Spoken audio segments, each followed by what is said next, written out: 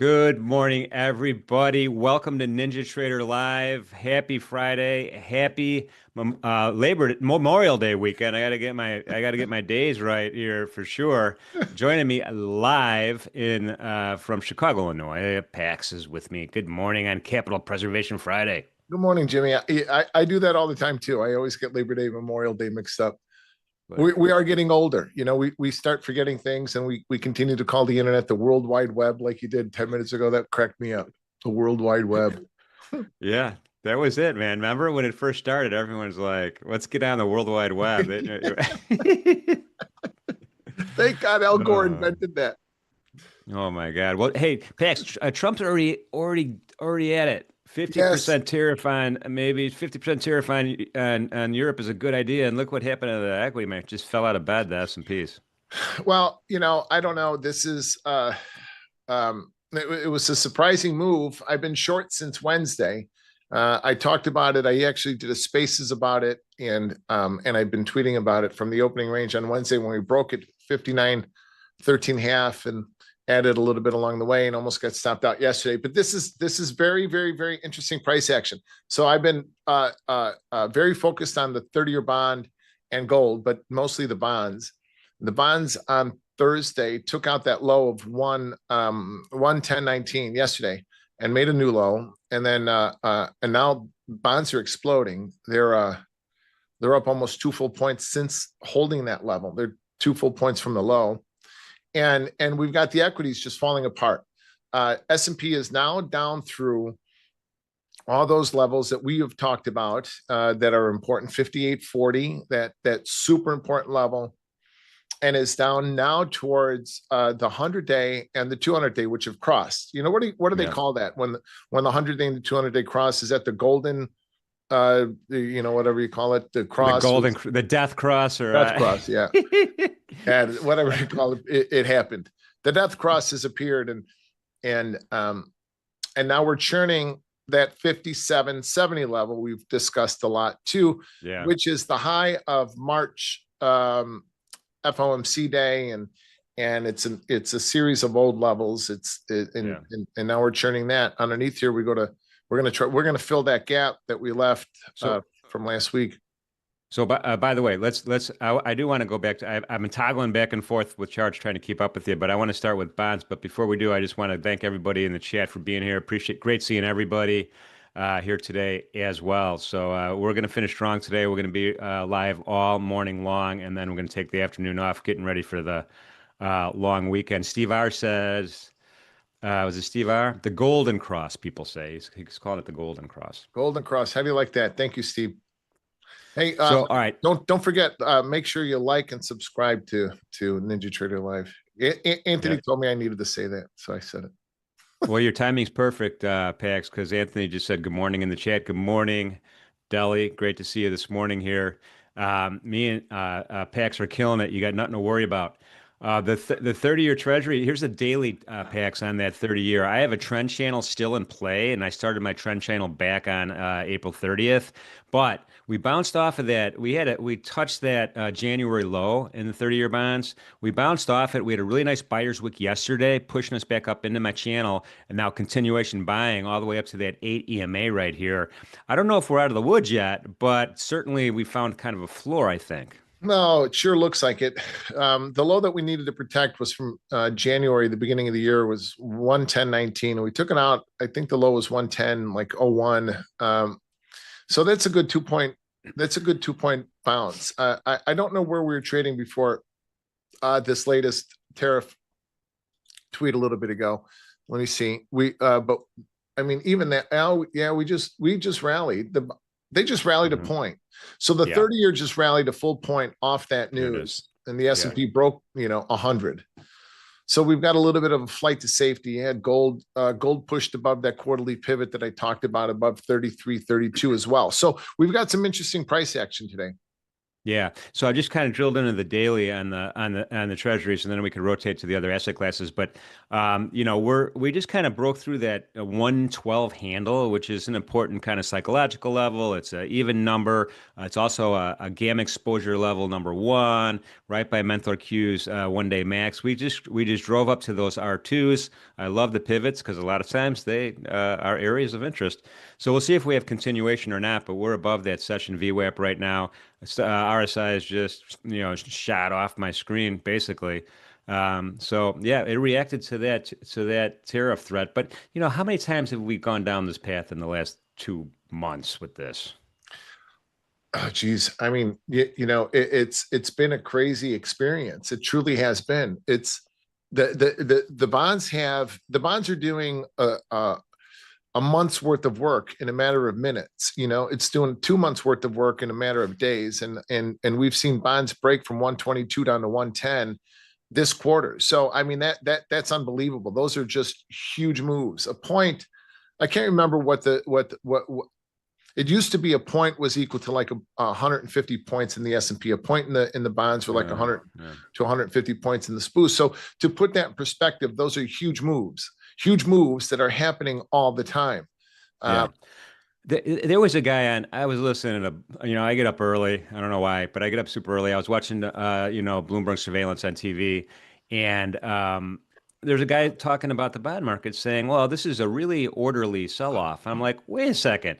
A month ago, we had a 117 handle. Not even, you know what I mean? right. This is not orderly. This is a flash sale. Yeah, it sure it sure seems like it to me. And the bounces we have aren't orderly either. In April, we were trading April 7th, we were trading we made a high of 122.05. That was just, a month and a half ago, Yeah, almost two yeah, months. It's yeah, unbelievable. That's crazy. 122. We haven't had a move like that since COVID. And that was yeah. unprecedented. Yeah, it's way up here. I know. A lot of big candles here. So we'll keep our eye on it. Deli was talking about it yesterday, and he's right on point about keeping an eye on this market with respect to the equities. We got a lot of equity traders. But before we do that, let's just talk about gold because you mentioned gold. Let's just kind of do an overview really quickly on gold right now. Oh, gold has been a great trade. Just a great opening range trade, a great, just a great swing trade, a great everything. So I had last week we had taken out some pretty important levels to the downside from 3205 to 3196. So it's like a 10 point, area that becomes pivotal down to 3132. So I kind of defined that. I defined that trade on Twitter. Once we got down to 3132, that's a buy. I'd rather buy them on the way back up through the price than on the way down with a stop. So we stopped, I think, at 131.20 something, Hmm. and then very quickly in short order we reclaimed that. Once we got above 31.31, then we reclaimed that level of 31.96 to 32.05. And then once he got above that, the swing completes at 33.32. That's the quarterly pivot. So once we get to 33.32, we flatten up. It's a flattened zone. We flatten up. And then if I'm not a very good reversal trader, if you're a reversal trader, then you get short there with a tight stop. We get above it, you're long. And we just took that out. Now, the uncertainty in the market, the uncertainty in the bond market, the uncertainty in the equities are pushing gold higher above that quarterly pivot. So, as long as we're above 33.32, then we should see like 34.40 and then back up to the high of 35.09. It's an Yeah, I interesting mean, trade setup. yeah, I mean, this is really wavy. Like the Elliott wave, people are gonna be like, "This is, one, two, three, Yes. four, five." So it is, but it's wavy to the upside. The moving averages are like killing it right here. We got the 8 EMA that crossed over, and what I like about that EMA crossing over the 21 at this point in the chart is, yeah, we had one candle slightly elevated. The second candle wasn't, but now the separation is continuing between the 8 and the 21. That's kind of bullish just from a big picture technical analysis level right here. And we're trading north of that anchored VWAP that I have on there, the Brian Shannon anchored VWAP. Well, what a gentleman. Brian is just a wonderful man. I've met him a couple of times. I've had a number of conversations with him. He's a real gentleman, a real smart guy. But yeah, no, yeah, the anchored VWAP is very important. I have it up on my charts too. Yeah, we're gonna try to get him. I'm gonna try to get him anyway back on. He was with us. He's been on the show a couple times in the past, and we'll try to get him back here sooner than later. But in any event, all right. So that's the story of gold right now. I just want to pull up an intraday really quickly just to see what kind of levels we're looking at from that. And yeah, we broke out. This is the London initial balance. Paused at R1 on the London initial balance. That was around 33, give or take a couple of ticks here, 33, 34. And then we find this was a breakout to the upside again. This candle corresponds to the EU tariff news on a Friday. Doesn't he know? Doesn't the president know it's Capital Preservation Friday? Apparently not. Well, yeah, apparently not. Yeah.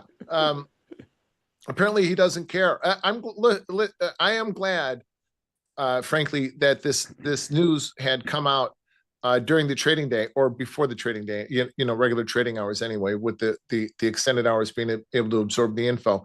Yeah. A lot of times we've seen this overnight, or we've seen this after the close. We see this on the weekends, and then we gap higher, gap lower. So I'm glad that we have a chance to actually trade it. Capital Preservation Friday is going to remind me that to not over leverage, to not over trade, and to let the trades be a little bit freer and easier. Yesterday I tweeted, to never stop punching. It's something my dad used to say all the time, no matter how bad things were. My old man was not one for sentiment, but if things were bad, he'd just say, don't stop punching, never stop punching. So I tweeted that out, and I got a response from an experienced trader that said, if you feel like, if trading is stressful to you and you're anxious all the time, then there's something wrong with your process. And that resonated with me, because one of the things that I say all the time is that trading every day should feel like we're cheating life. This should feel really easy after you mature through a lot of the things that we have to go through. I mean, it's a journey to get to that point for sure. But once you have a really, really good process in place, and that process is consistent, repeatable, and scalable, and you're able to protect your capital in all circumstances, not just your financial capital, but your emotional and spiritual and mental capital. If you can do that, then you don't have to catch every wiggle. You don't have to catch every move, especially on a Friday. You've got to remind yourself that if you struggle this week, don't try to make back your money.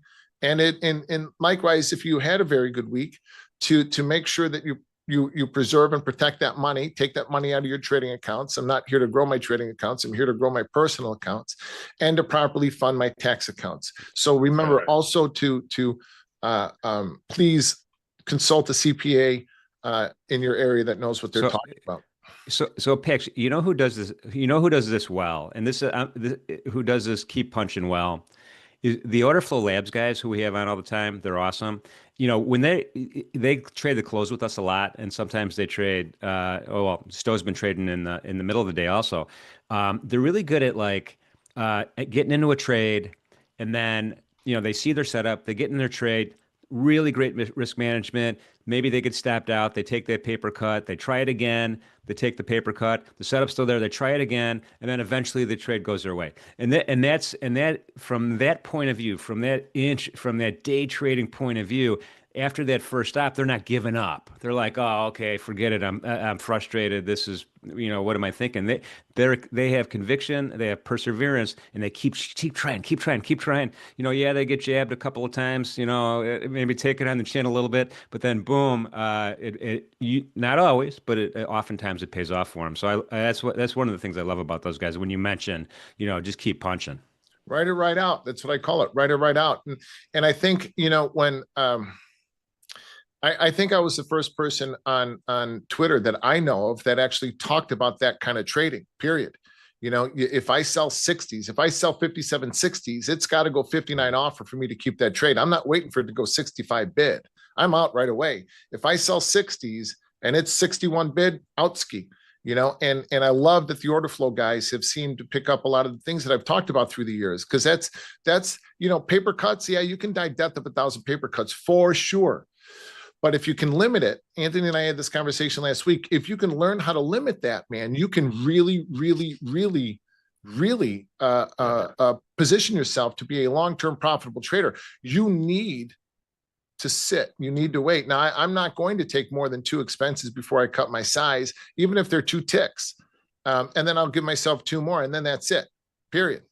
Because when I Yeah. catch trades, I'm going to catch them for 15-point rotations at which I'm going to take profit and I'm going to add, and I'm going to take them for a lot longer than what we're than a 4 or 5 minute period. That I saw people yesterday on Twitter talking about being in trades for 3 to 4 minutes.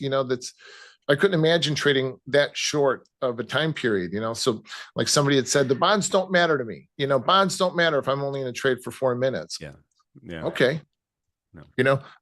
Well, all right. So, but here's the thing though, but on that, Pack, what I've noticed in my career anyway, maybe you're different, but what I've noticed in my career, oh, and by the way, Leo's in the chat. Leo just said, I never get punched in the face, Jimmy. Yeah, right. Well, you never get punched in the face. Right, Leo. Exactly. You never get punched.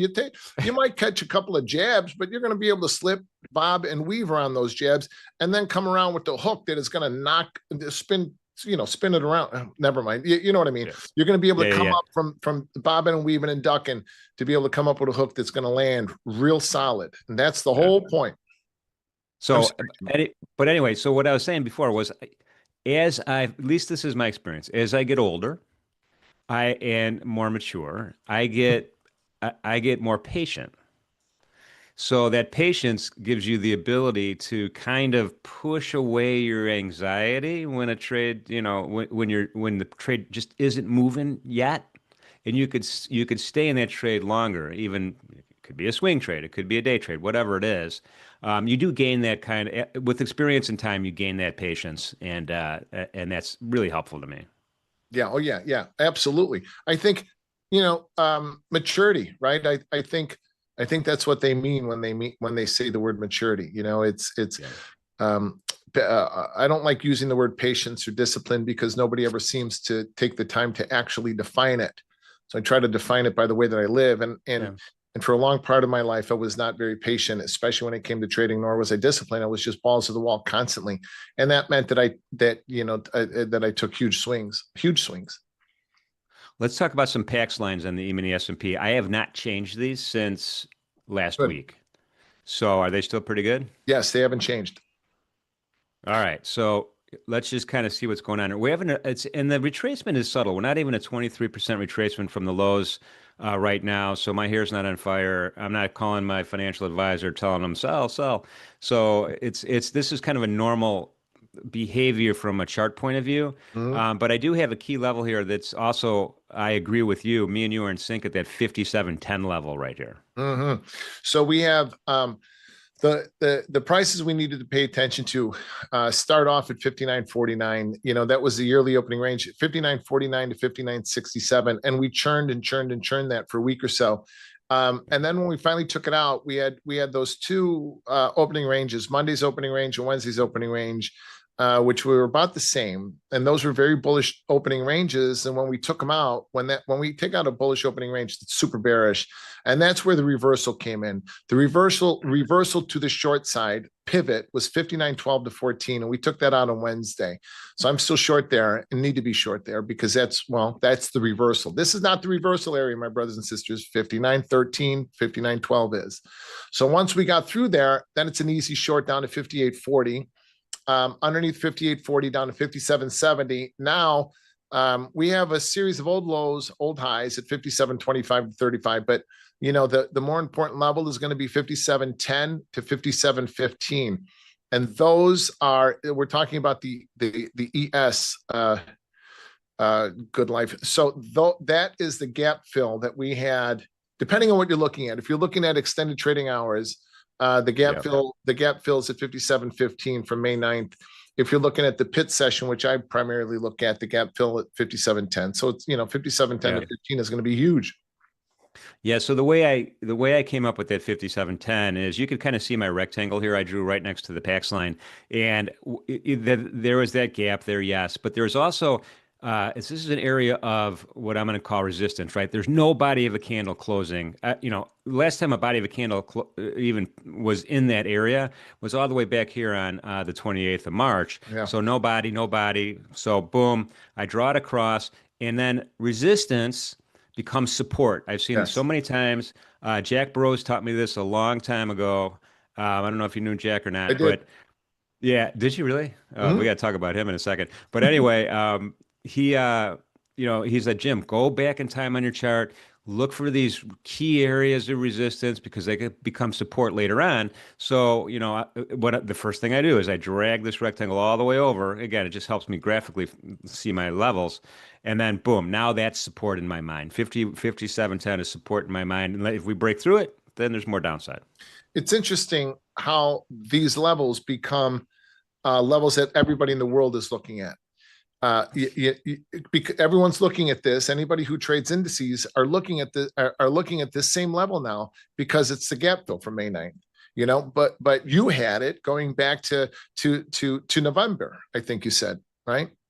Well, let's see, when does this date? No, well, I could extend the chart back in time for sure, but I really started this at the end of March. Okay, end of March. And if you go back to actually September, if you go back to July, I can't remember the date offhand, but if you go back to July, Yeah. 57.21 is the high that we broke from. That was our all-time high for a while. So 57.21 Okay. was our all-time high. We broke down to 51 well, again, depending on what you're looking at, 51.20 in the extended hours of 51.46 in the pit. And then going back to November, 57.24 half, 57.30-ish. We had like a triple bottom down there, and then we rallied, made the highs up to 61.66. So that level becomes pivotal, and you've had it on your chart now since March. Now everybody's looking at it because of the gap fill. So that is going to become a big draw. Draw the market down into it like a kind of a magnet. Like Yeah. 59.49, drag the market up like a magnet, and then once we achieve it, it loses its power and we churn it. 57.10, 57.15 has got the same sort of magnetic pull down to it. Once we achieve it, the magnetic pull is going to release, and we're either going to fly through it, sit and base at it, or bounce from it. Yeah, no, I hear you. I agree with that 100%. These levels, it's the gift that keeps on giving, for sure. But it's funny. We'll tell a really quick story here, guys, about Jack Bros. So great guy. Jack is little. He's not a big man. He's small. But back in the day, before he was trading bonds and notes and doing the knob spread and all that stuff. But before that, he was in California and he was a power lifter. And but he was tiny and he was incredibly strong. And at the gym, they called him the freak because he was so strong, but he didn't look like he should be strong. And so anyway, just to fast forward, he got a job at the front desk of Gold's Gym down in Venice Beach when in the heyday, right, with Arnold Schwarzenegger and all those guys working out down there. So he got to know all those guys. And then he ended up coming back to Chicago and trading bonds and notes. And he was really good. I have lost track. I haven't talked to him in a while. I didn't know that about him. I knew he was a power lifter, but I didn't know that he worked at Gold's Gym with all of those guys. It's amazing. It's amazing the people that we've known and the things that they've done and the things that we've done and the people we've known. Yeah. Oh, can make a movie like a Goodfellas movie. Life is a great thing, my friend. Oh, it sure is. All right, let's kind of move over. Let's toggle over to the NASDAQ. We haven't really talked about that much yet. NASDAQ is down 427 so far today. I got to update these charts. This chart's actually, let me go to my other chart. Hang on. Bear with me, everybody, before I freeze my charts. It'll toggle over there. What do you think's going on with the micro NASDAQ? Same story? Yeah. Well, yeah. So NASDAQ has taken out a bunch of levels. The important level in the NASDAQ that we had to pay attention to was going to be the yearly opening range there too, which is 21,269 to 21,347. So that level, 21,269 matched up with 59.49. So the NASDAQ had reached that level, had reached the yearly opening range first. The NASDAQ was a little bit, it was stronger in that rally. But the S&P remained weaker, and then the SPOOs have led lower. So we have taken out some pretty big, important levels. Just now, overnight, Yeah. 20,947. 20,947 that's equaled to 58.40. So the S&P is kind of leading lower, which I like to see in this. The next major level in the S&P is 20,693, 20,693, and then 20,378. So underneath 20,009, there's so many numbers. 20,947. It's 20,693. Underneath there to 20,378 to 20,199.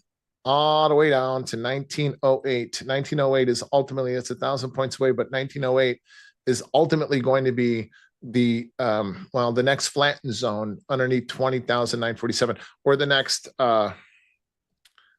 next pivot. Now, the also too is the S&P is below the S&P is below the 100-day and the 200-day moving average. The NASDAQ is still above it. So we still have, and we've got, what do we call that? The death cross or the goal? The cross. The golden cross. Yeah. Well, there's two. I thought the death cross was 50-250, but I think I don't know. I get them confused. I think this is, it's a cross, some sort of a cross. Somebody said earlier in the chat, but anyway, the NASDAQ is still, the moving averages come in at 20,491. The 100-day is 20,491, and the 200-day in the simple moving average is 20,438.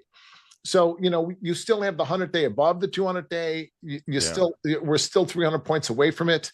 So, the NASDAQ is still relatively strong. I mean, I don't know if you'd call it strong, but, is still, it's not as weak as the S&P. It's interesting. Yeah.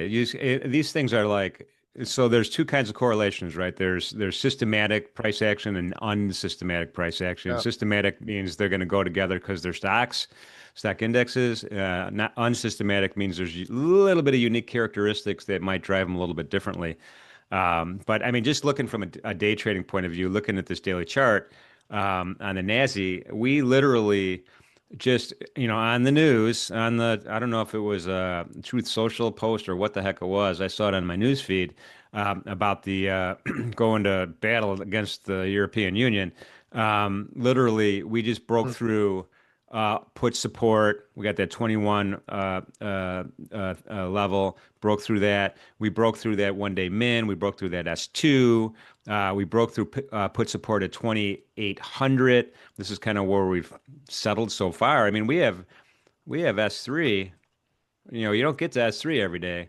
S3 is at 2,600, so that could be a target as well if this thing keeps doing what it's doing. Yeah, it's only 170 points away. We can do that in the opening range. Yeah, it will be an interesting opening range too because it's Friday, right? There might be some weekend positioning, maybe. Yeah. Yes, and we're closed. Bonds are closed. Banks are closed. Stock market's closed Monday.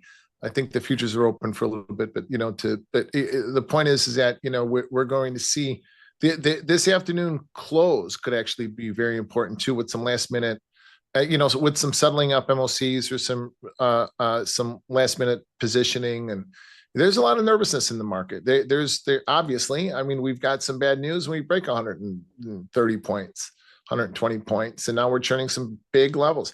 It really is interesting to me that the NASDAQ is still a couple hundred points, 300 points above the moving averages, above the 100-day and the 200-day, with the S&P is now 20, 30 points below it. And I mean, who's going to win? Will NASDAQ relative strength win? And will the NASDAQ start to press a little bit higher and pull the spoos higher? Or is this, are we going to, I don't know. I think that the S&P has got I think the S&P has got a lot more downside activity than where we're stopping now. I'm hemming and hawing. I can hear myself, kind of being vague, and I don't like doing that, or talking out of both sides of my mouth. I don't like doing that. I'm mindful of the fact that I came in short, and I don't want to talk my book. I don't want to talk my position. I want to talk the the market. So Yeah, I mean, no, that's fair. That's fair. That's fair. But you have emotional attachment to your position. So, whether you admit it or not, everybody does. But in any event, well, I like what you're saying right now. We'll see what happens when we get to the opening range. We do have Sara, the Strat sniper, trading live, and she's going to have some activity today to deal with because she doesn't always get it on a Friday. But hopefully, she'll get some action today. And by the way.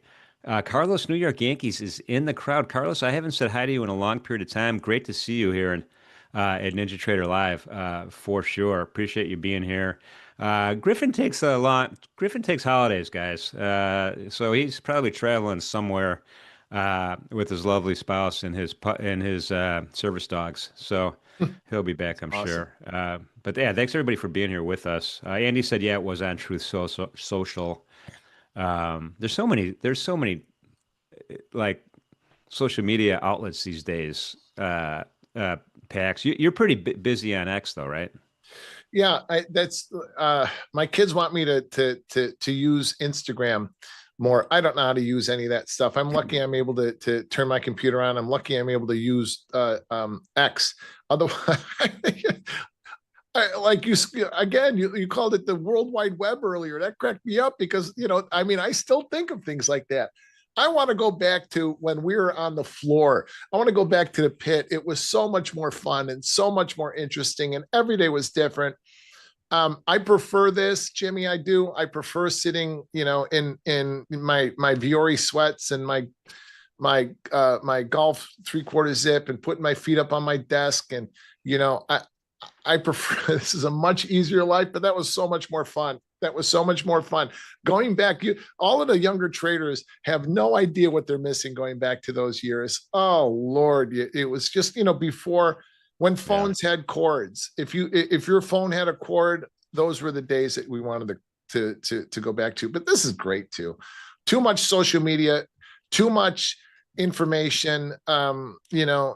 Fragments our attention, keeps us Yeah. discombobulated, and Yeah. nobody reads books anymore. It's a shame. I do. I'm reading books. I'm reading books, um, all the time. I got to get the hard copy too, but that's just me. I just started Me too. Hunter S. Thompson, Fear and Loathing on the Campaign Trail. It's a fantastic book, and it's still valid today in 2025. Oh, I'd like to read that. Hunter Thompson is just a legend. Yep. I'll send it to you when I'm done. I'll be done this Yeah, next within a week or so. I'll read it. Jen, who sounds like Alan Alda? Jen, me or Pax or someone else? Oh, you do. It's got to be I don't you. know. I don't know. I don't know. Let's take a look at crude. Let's take a look at crude oil. Crude oil's down 1%, a little over 1% right now. And again, look at these. This is a benchmark candle here, reacting to the administration's new war on Europe. Apparently, we had a nice point of control here from a volume point of control point of view, right at that Jax 4 level, which is uh, 60.76. Now we're kind of, we're fighting our way back up, and this might be a little bit less sensitive to those comments. So I wouldn't be surprised if we drove back up to that point of control at some point today, or even then some. Setting aside the fundamentals, Tracy's not with us today, so I can't lean on her for that. But yeah, we had this probe wick that went all the way down to put support, but buyers just brought us right back up. So this is looking like it's trying to come back to where we started from. On the crude market, I know it's a popular market for a lot of people. I do want to point out that pivot level here. That pivot level on the daily pivots around 60.94 reacted as resistance all through the whole Globex session, right? Even through the London initial balance. And then we got a bid up, probably some news drove it up, and then we had the big sell-off. So if anything, right now my bias is leaning to the upside here if we can get a little, another buyer's wick going here in the crude market. Crude is also a great trade, or it has been historically. It has been to me.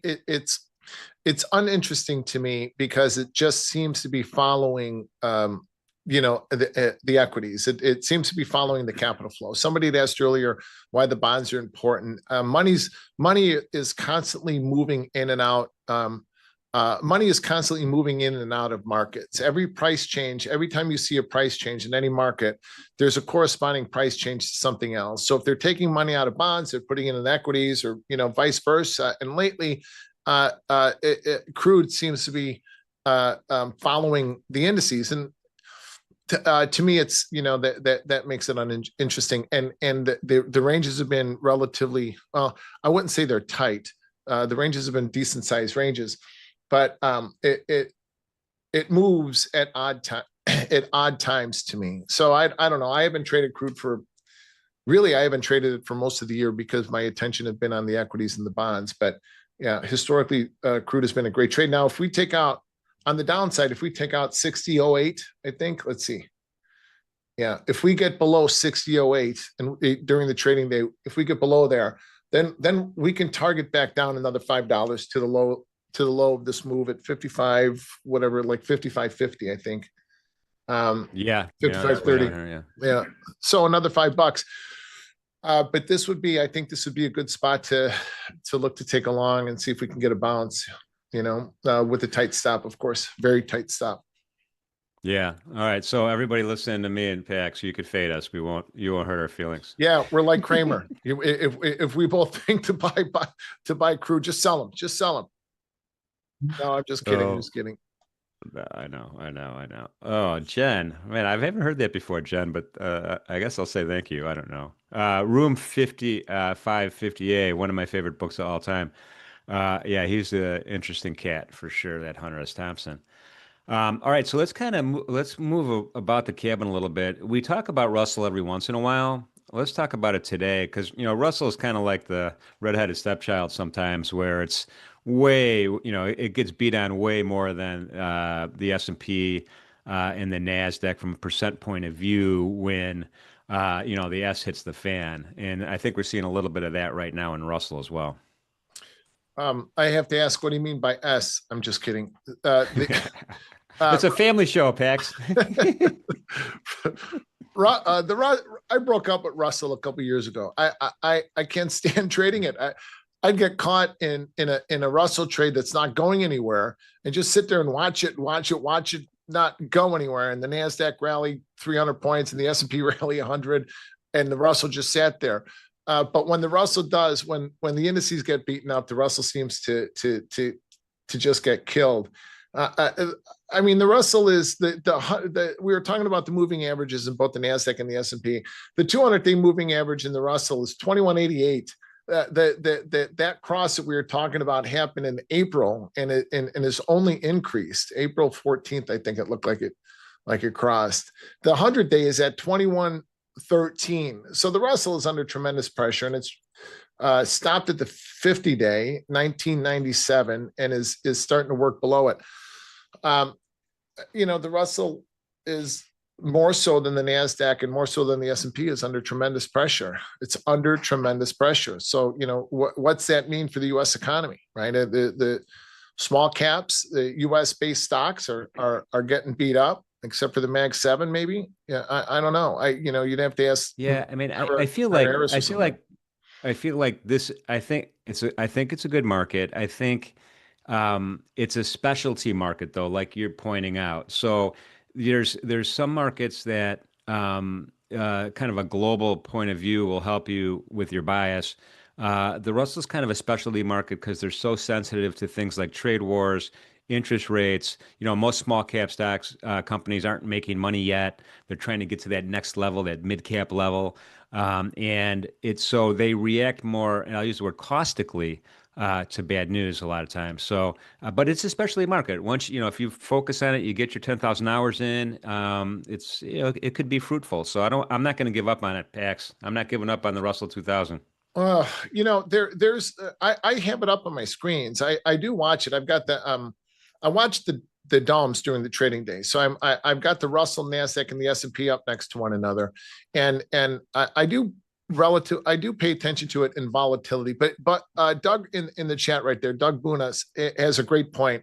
The ATR on the Russell, whether you're talking about the WIM or you're talking about the indices, is not conducive to intraday trading, which then leads to intraday trading, which can lead to a swing or even a trend trade. It just you have to actually sit on trades before they work out. And I don't like sitting on trades until they're profitable. And then I can pay for it, remove my risk, take profit on it, and then I'll sit with it. And then it becomes a swing trade. It becomes a possible trend trade. Like that. I talked earlier about Monday's opening range in the S&P at 50. The bottom of it was 53.12 quarter, 12 half. And then Wednesday's opening range at 59.13, and we rallied both days for bullish opening ranges, meaning that the low of the Monday's opening print, Monday's low of the opening range, and Monday's low of the day was the opening print. The low of the opening range of the low of the day was all the same price. That's always 100% of the time a trend day, and we rallied up to 59, I think 93. And then same thing, we gapped lower Wednesday, and then the same thing, the same price. So that becomes super pivotal. Now, when you sell something like that intraday for a nice little short 15-point rotation that you add underneath it, and we close soft as we did, that becomes a swing trade. The swing coming down to 58.40. With runners that you keep on for a little bit of a trend trade. Well, now that 59.13 level becomes pivotal. We're short from it, never got back to it once we traded it. So that becomes kind of a trend trade to see where we're going to go. Now, somebody posted earlier that they're of the opinion that we're going to trade down to 54.40. I think we'll take that out. I don't think we've seen the low. I haven't made a secret of the fact that I'm very bearish for a lot of reasons. The tariffs notwithstanding, this market has been overblown, overbought. It's overly inflated. We're due for a gigantic drawdown. And then you put in the tariffs and the way that the world is realigning, and that's only going to, and other things, and it's only going to push us lower. There's a couple of weeks ago, you had somebody in here, Brent, I forget his last name, said that the market is running out of good news to propel us higher. Well, we're seeing that today. The tweet about Europe at 6 a.m. Central, 7 a.m. Eastern broke us 120 points. Yeah. So now we're going to open at this 57.70 level. NASDAQ is going to open at 20,800 or around that someplace. And then we're going to make up our minds whether or not the NASDAQ goes back up to 20,947 and the S&P reclaims 58.40, or we break lower and fill the gaps. Yeah, I hear you, man. I hear you. I don't know if I'm as bearish as you, but let's just pop over here to the micro Bitcoin. We got to talk about it. Jim, it was before we talk about Bitcoin, let me make the point that is if we start to rally out of today's opening range, I will cover my shorts and I'll get long. And if we continue to rally, I'll be long. My sentiment is that we're going to, that we're going lower, but I try not to let my sentiment color my trading. I hear you. Yeah, no, that's key. And we could talk about that in a sec. I agree with you there as well. But let's just look at the Bitcoin while we have it here. This market's not going away. This is here to stay, at least for a long period of time, as far as I'm concerned. Yeah. We just had this crazy rally, this 5-day rally. Today, maybe a bearish engulfing is starting to form on the candle. Where I have a 107,470 level, which I think is kind of important, but the moving averages are just sloping up pretty. This is like a Mount Everest slope here on those. We've been overbought forever in this market from a stochastics point of view, so no movement there. And for whatever reason, sometimes you think of this as a flight to quality market. Sometimes you just think of it as, fundamentals. What are the ETFs doing? What's going on with regulation and all the other macro stuff that affect it? But I mean, we're on the move, man. Bitcoin's on the move. Listen to us talk about Bitcoin when 20 minutes ago, we're talking about the World Wide Web still and cords on telephones. I feel hip and young. But I mean, Bitcoin is great. I came to the Bitcoin, trade a little bit later, but and thank gosh, thank God I've got two sons that turned me on to it, because it's been a phenomenal trade. I don't know, man. I don't know I'll defer to the Bitcoin experts, but it's been a great trade. I don't see it going any lower than what the low of 77 was. If you want to have some fun, send a ping over to Jimmy Urio on X and ask him what he thinks about the Bitcoin. Then you'll have some fun. Oh, does Jimmy not like it? No, but he's got his opinions. I'll just put it that way. But But anyway, yeah. So anyway, we're kind of rolling here on this in this market. Today's kind of, we're following suit. Like it's like risk off right now. We have the equities down. We have the bonds up, although the bonds gave some stuff back. They're only up 21 ticks so far now instead of over a handle. The currencies, the US dollar is weak. Swissy franc in particular. When I see Swissy franc this strong, and I see the Japanese yen green, and I see all the equities down. Right away, it's okay. We're on a risk-off moment right now. Truly, Will it last right. the whole day? I don't know, but we're in a risk-off moment. I'm going to keep my eye on these currencies today, also. Yeah, me too. Especially the dollar yen cross. So there's I think we started off this hour talking about how the many interesting things going into the market, the push pull and the capital flow. The flows of capital. You've got Japanese bonds that are rallying like crazy. So big bear market breaking like crazy. Big bear market in in the in well in the worldwide bond market.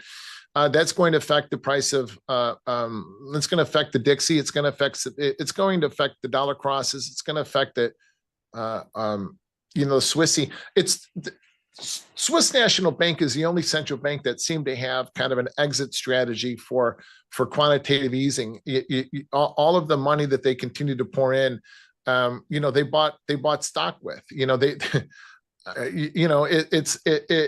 The Fed seemed to be kind of drifting in the wind with a little bit of no exit strategy, while the S&B was kind of buying Apple stock with it and setting themselves up for a little bit of a capital Well, flow. not only that. I mean, when a lot currency traders, at least in my mind, they look at the interest rate differential between the two currency pairs. And the Swissie, their central bank is close to zero, maybe Mhm. zero. I can't even remember. Talking about negative interest rates again at the Swiss National Bank level. And where are we at with Fed Mhm. funds? We're 4% above. So that it doesn't make sense intuitively that the Swiss franc is so strong versus the US dollar, other than flight to quality kind of idea.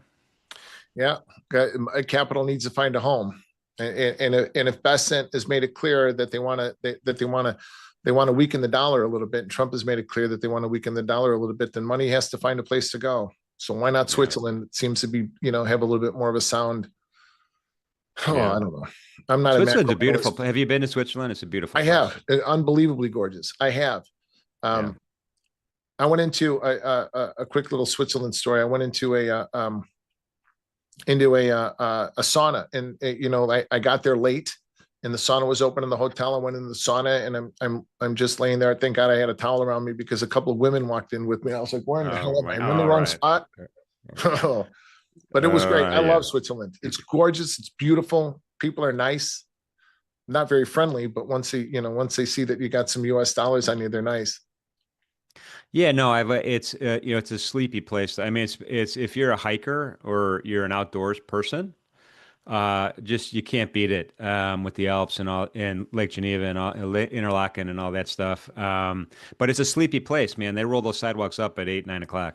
Yeah, they sure do. They sure do. So, I had a anyway, house in Lake Geneva for a long time. I love it up there. yeah, it's nice. It's nice.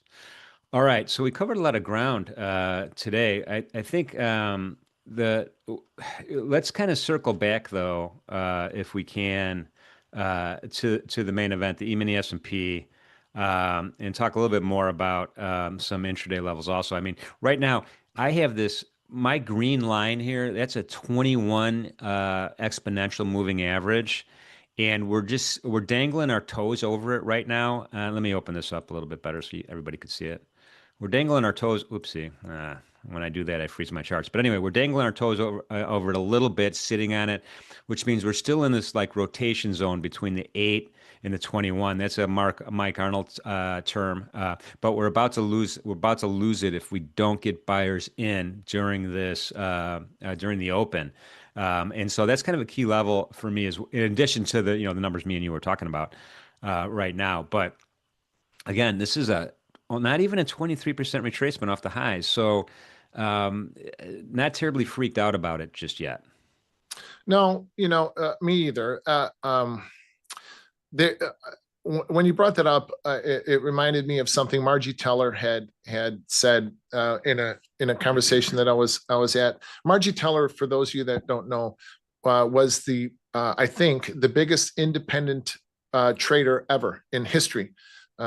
Maybe 5'3", woman was absolutely. She was 10% of her accounts were 10% of open interest in the euros. In the NASDAQ, I was 10% of the daily volume. She was 10% of the open interest. That is something completely different. So anyway, Margie had said, you're looking at the same moving average as this guy, that guy, that guy, that guy, and you guys all have basically the same support and resistance levels. What differentiates you from him and you from her and you from each other? What makes you different? I thought that was very different, very important. So I want to look at these moving averages, and I want to be able to gauge what everybody else is looking at.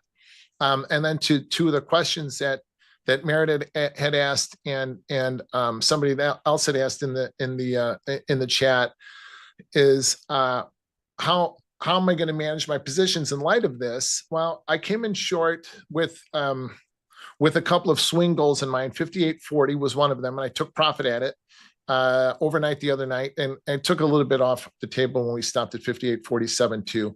But then I still have runners on from 59.13.5. But the point is that I'm going to use today's opening range. I might not cover. It depends on what I see in the opening range. The low of the day is made in the opening range. We rally out of the opening range in the first attempt. I will definitely cover my shorts, and I will be long. If we open up and we take the opening range out, and if the high of the day is made in the opening range and we take it out in the first attempt, I will sell them, and I'll sell them aggressively. If we kind of churn the opening range as we do, I'll take a couple of attempts out. And if I have a couple of expenses, I'll cut my size, I'll wait. And then I'll wait for the market to kind of rotate out of the opening range and not trade it anymore. I don't take more than 2, maybe 4 trades from the opening range on any given day. I sure as S, as you said earlier, I sure as S am not going to take every attempt out. You cannot do that. You'll get killed doing it. No more than 2, maybe 4 attempts, and do not, if you're trading a 2 lot, don't let your expenses become more than 400. If you're trading a 4 lot, don't let your expenses become more than 800. If so just 4 points. Okay. Anyway, now, my once I pay for my trade, Merritt, once I take profit on my trade, my stops are at entry. So yesterday, when that market had rallied back up to 58.90, I thought, oh man, I just left a lot of money on the table, but well, whatever, I'm married to it now. So I left my stops in at scratch, and I just sat there and waited. And then the late day trade that I tweeted about yesterday, the price was 58.79 long above that, short below it. So I thought that if we take out at 250, 350, if at 350 Eastern, if we get above that 79 quarter level, then I'm going to cover my shorts. But we got below it. We retraced back down to the opening range. And I tweeted last night on the close, that is not a bullish close. That was a very bullish or very bearish close. We broke from 58.79 back down to yesterday's opening range at 58.58. So I maintained those shorts, and then, woke up and Santa Claus came. Here we go. Presents under the table. There we go. What would cause you to exit or enter a trade pre-market, if anything? I would exit a trade pre-market. I'm more likely to exit a trade pre-market if the market gets down to one of my swing levels. I'm not very likely to, except in some circumstances. I'm not very like on a Sunday night reopen. I'll take a trade off the Sunday night reopen, but I'm not very likely to initiate a trade outside of regular trading hours. I want to trade. When it's the same basic thing. Okay, when I was in the NASDAQ pit and I traded 10% of the daily volume, both on the machine and in the pit too. $150,000 a month I was spending in e-mini commissions, and that was cheap. When we were on the floor doing that, we human beings created the volume, and we created the movement. And smaller traders, what we call retail traders now, smaller independent traders didn't want to trade against that sort of momentum. Didn't want to trade against me or the other big traders any more than I want to do it with the algos. Now, Yeah. and they didn't want to initiate trades until people were there that created the price movement, right? Now it's the same basic thing, at least in my mind. I don't want to trade unless I'm trading with the HFTs and the algos. There are hundreds and hundreds of high frequency trading models and thousands of algos. There's not just one interbank algo, there's thousands of them. And they create the volume, they paint the tape, they move the market. And I want to trade when they're active because that's when there's the volume is most active. And I want to trade the market with the most open interest because I'm more likely to be able to protect myself. So I don't trade NASDAQ anymore. I trade S&P primarily because that's where the volume is. That's where the open interest is, yeah. And I'm less likely to get run on a stop. Well, that makes total sense. By the way, Curtis just said, did Pax just call Jim Merritt? No, Merritt is in the chat, man. And, no, Espiritos, yeah, Merritt Black, my buddy Merritt. Apteros Trading is our good friend Merritt Black. He is there. Good to see you this morning, Merritt. Thanks for being here. Hey, for all of you funded company people, for all you guys trading these funding companies that pass themselves off as prop, I highly suggest that you look into Merritt's company at Apteros. They're a hybrid of it, and that's a legit prop company. I am not an affiliate guy. I'm not getting paid anything for that. So Pax, we need to do, Pax. We need to go to Nashville, me and you, and visit and hang out with Merritt, maybe golf or something. That'd be fun. I don't want to golf with him. He's too good. Oh, that's okay. You'll be able to beat me blindfolded, so you at least get second place. Yeah, I know, but he'll let us know about how good he is and how bad we suck over and over. Every hole, he'll tell us how bad we suck. Wait, Trader Kane is in too, maybe. Kane, yeah. Trader Kane might be in this. Kane goes. If Kane goes, I'm definitely in. I love that kid. He reminds me of his age. I want to hang out with Kane. I know. It's how could you not want to hang out with him? He reminds me of me when I was his age. I called him a kid the other day on Twitter, and he said, I'm 30 years old. I feel like I'm old. 30. Holy shit. Oh, my God. Yes. I'm more than twice as old as him. Anyway. Wow. So, all right. Thanks for answering that question, though. That was a great answer for sure. Hey, like and subscribe. Let me see those likes go up. There's only 15 likes I can see on my screen. Speaking of algos, though, it's funny. One of my buddies from the hood, from River Forest, Illinois, he contacted me. He's like, Jim, I'm programming this algo on NinjaTrader, which is a very friendly platform to do this on. And I was like, yeah, I need some help. I'm getting kind of stuck. And I was like, I got a guy. I know a guy. So for those of you programmer folks, and now with AI, I guess anyone can program. I don't know how it works, but supposedly AI will help you program stuff. I got a guy that is a typical city term and definitely a Chicago term. I got a guy. Now the best is the last week at my daughter's baccalaureate mass for graduating high school. The priest is the priest that did the mass. Father McCarthy is the president of St. Rita, and he's very good friends with Pope Leo. He got up and said, we all got guys. I got a guy. You got a guy. Well, we really got a guy. I thought that was a great homily. I got a guy with the tall white hat. Yeah, we got a guy now. But yeah, no. Well, could he get me? So wait a second. I'm going to be there in September. Could he get me a skip the line ticket? Yeah, to get in. I don't know. Oh. I don't know. You know what? I'm holding that close to the vest because I want to go there and I want to have a private audience with him. I'm going to give him. I'll give him a. Don't worry. St. Rita will get a donation from me. Hey, listen. Before Sara comes in. Use the opening range today, or before we get too far off topic, use the opening range today you don't have to trade it. Just use today's opening range, the first 30 seconds of the day to give you market direction for the day. Okay. Because everybody's going to come into this with some sort of bias. You're going to come in biased to the long side. We're gapping lower and I want to fade the gap. Okay. Well, if you want to do that, you're taking your life in your hands. Or, we're breaking, we're going lower, we're opening at 57.70 and Peg said we're below these levels. I'm bearish. I'm going to sell them.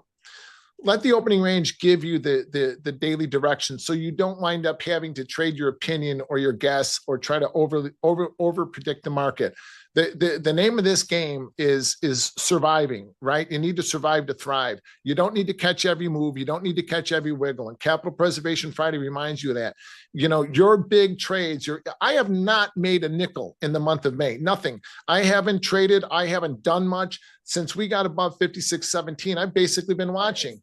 But this break since Wednesday has been hugely profitable. So that I've made one decent trade all month. I waited. I survived to thrive. Make sure you guys do too. Yeah, no, that's good advice. In addition to that opening range, I mean, I want to look at, we have a double distribution right now, a really defined double distribution right now on the volume profile with a low volume node here in between these two things. And so one of the things I'm going to look for is, where, the opening range and the initial balance. I know that's a longer term point of view, but where are we going to end up at in relationship to this low volume area that I just highlighted here? Are we going to still be south of it, or are we going to be in the middle of it? Is this volume profile going to fill out or not?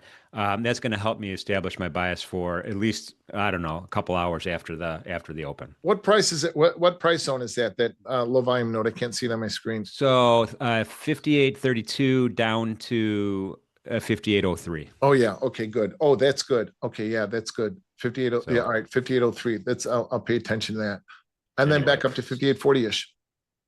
Anyway, all right, brother, man. It was great talking to you on Friday. I love Fridays. I love talking to you every Friday. We'll see you next Friday as well, man. Thank you, Jimmy. Have a fantastic weekend. Yeah, you too. Happy what is this? Labor Day, Memorial Day. Happy Memorial Day to you. Memorial Day. All right, Pax. Thanks, man. Good to see you. God bless you. Good luck, Sarah. Have a great day, my sister. All right. That was awesome as usual with Pax from the greater Chicagoland area.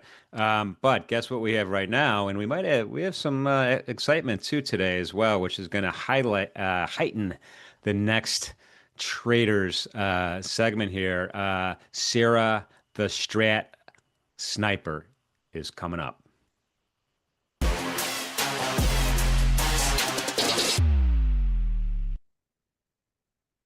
There she is. Oh, well, you're not in the studio today. You're remote. I am not. I am at home. Very nice. How have you been?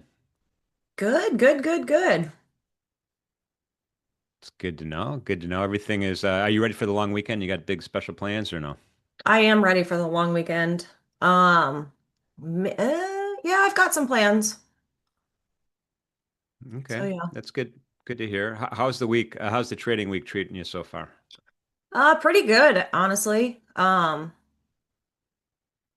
going to talk about broadening formations, which is our favorite thing to talk about. So yeah, kind Yeah, of I a mean, look at change that. up. Yeah, I mean, this is unplanned news. Boom. Trump said June 1st, by the way. I didn't realize this until I just glanced over at my cheat sheet here.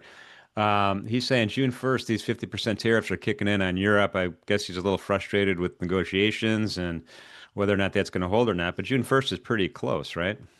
Oh, it's super close. What is the date? Yeah. Yeah, like a week, 8 days. Yeah. So something must have broke bad overnight with negotiations, and this is what we get. Well, what this is he's coming after Apple. Trump's coming after Apple. I That's a tough thing to come after, man. Everybody loves their iPhones and their iPads and their Macs, man. That's a tough one to come after.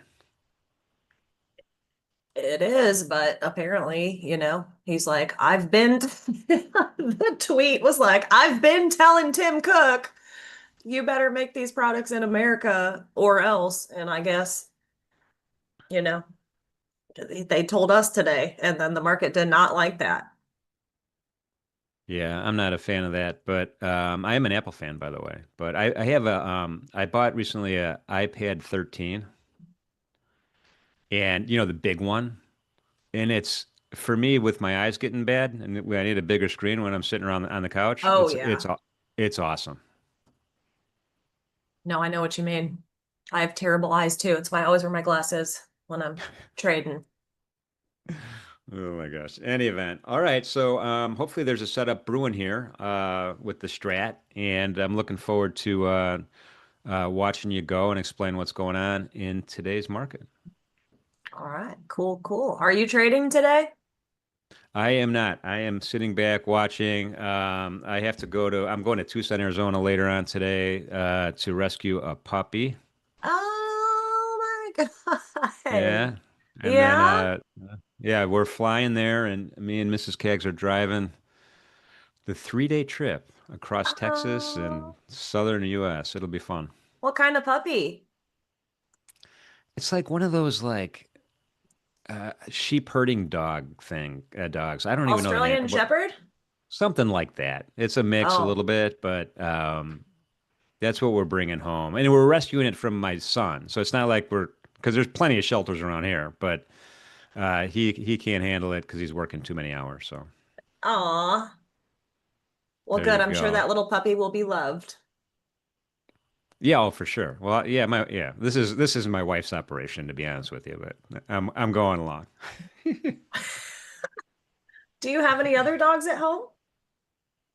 No, my German wire hair pointer, we passed away. He's after 13 and a half years in February, Oh, I'm so sorry. and I was so heartbroken. It was like I'm never getting another dog ever, no matter what. No, no, no, no, no. I can't go through it again. It's worse than when a relative passes away. To be honest with you, and It is. uh, It's y- awful. yeah. So anyway, yeah, but no, I'm back on it, man. It'll be good. Well, So. good, good, good. I'm happy for you guys. All right, all right. All right. So I'm going to back out. I'm going to be taking some notes and good luck today. And thanks for being here with us. All right. Talk to you later. All right, all right. All right. Everybody can see my screen. Yeah. Yeah.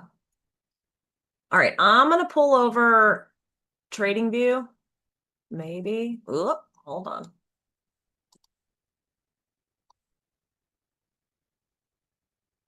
One second.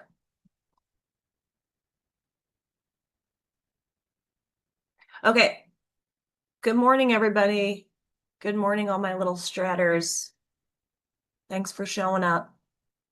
Let's talk about this.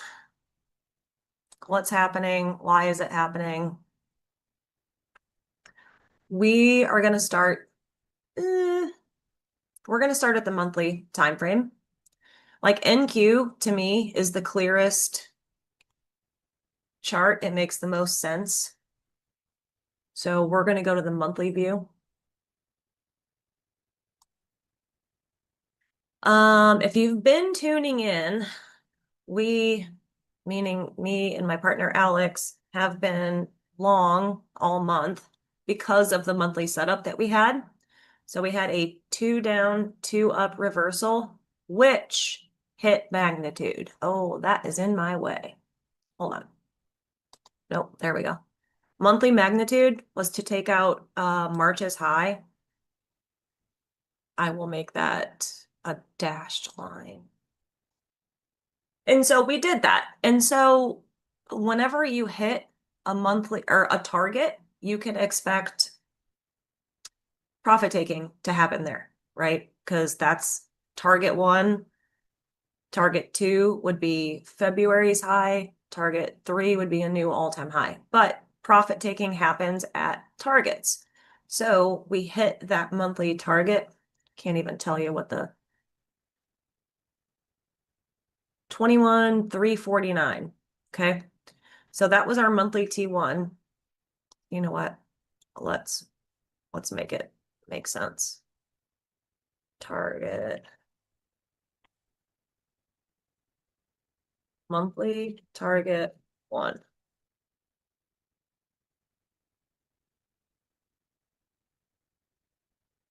All right, then we're going to go down to the week.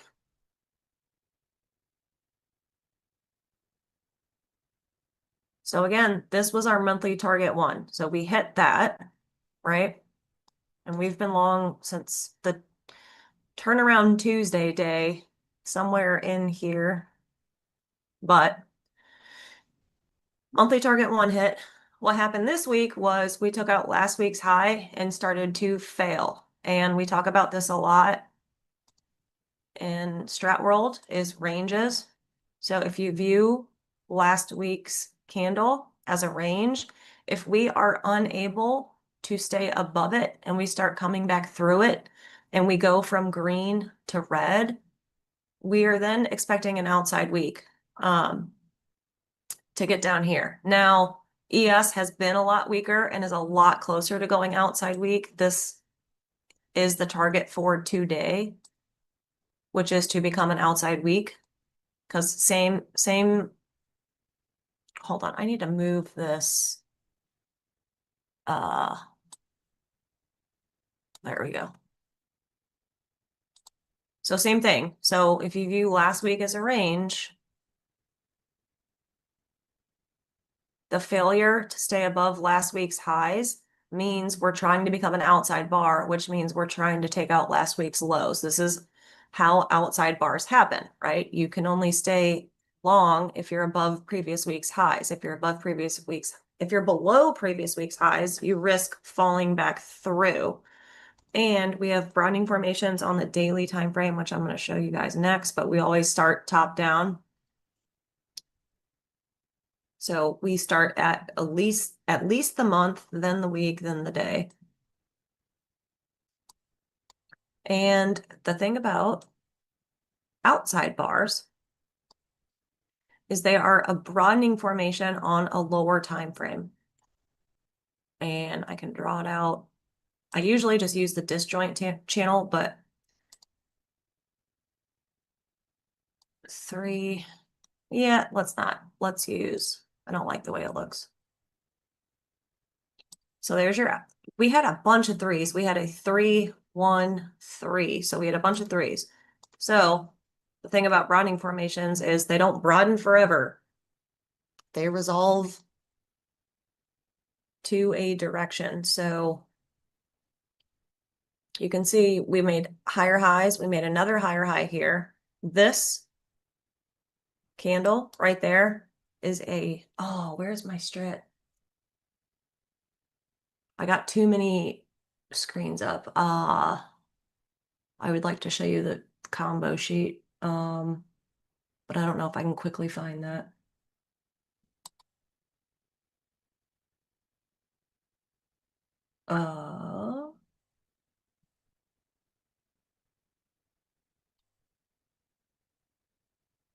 Yes, I can. Hold on.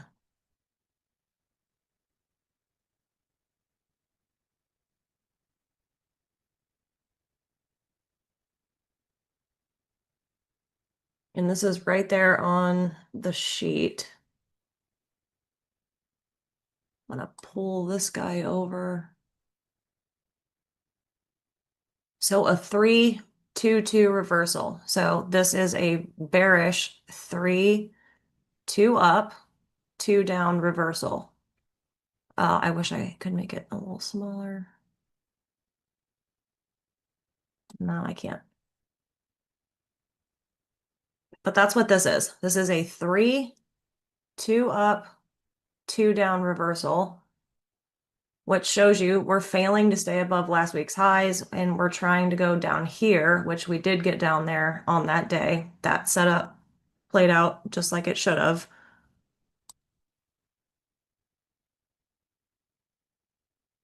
Where you short here and you target here. But now we're expanding this broadening formation to the downside. Problem is we're in conflict, and what conflict means is not all of the time frames are aligning.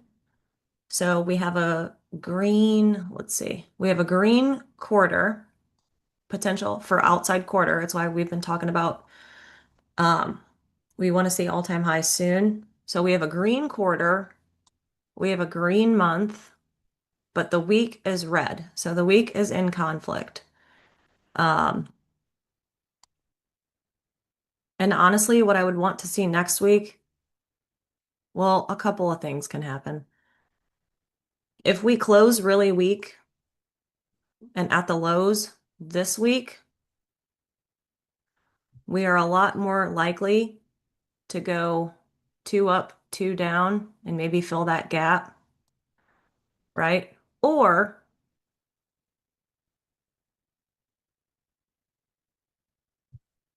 then this is what I would prefer. Or they trigger the week to the downside, start coming back up, and then they go outside week, back into full time frame continuity.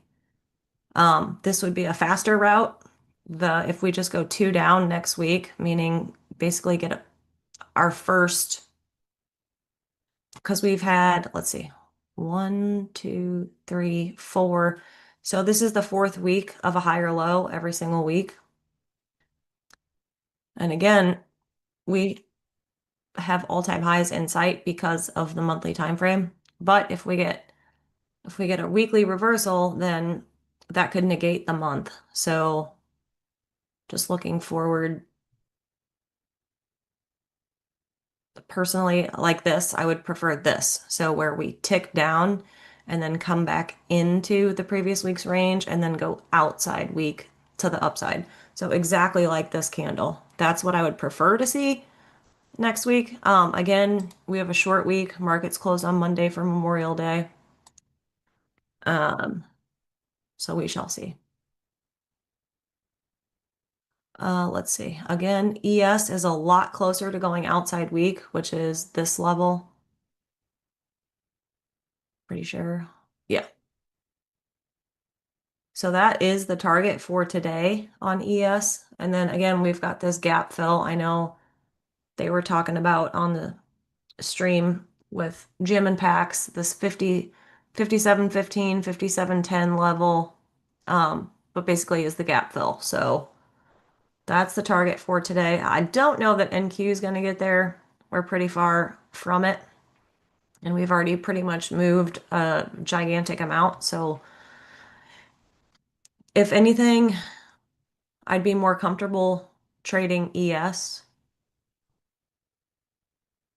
just because it's closer to its target. It's more easily obtainable.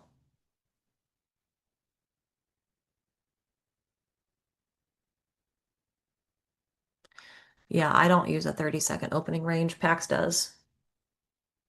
I have snacks.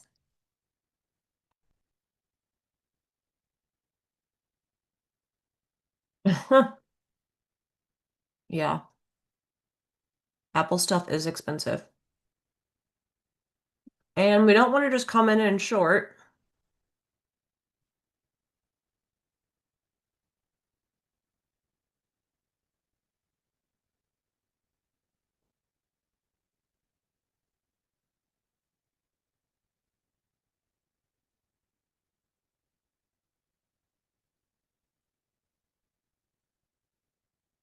Any way to share my chart setup on TOS? We're not using TOS. Well, I do, but it's just Trading View. Did you mean Trading View?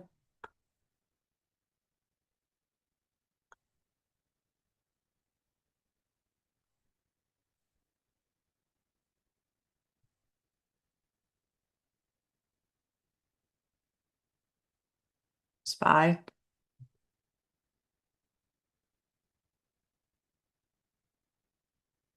I don't know why it keeps doing that.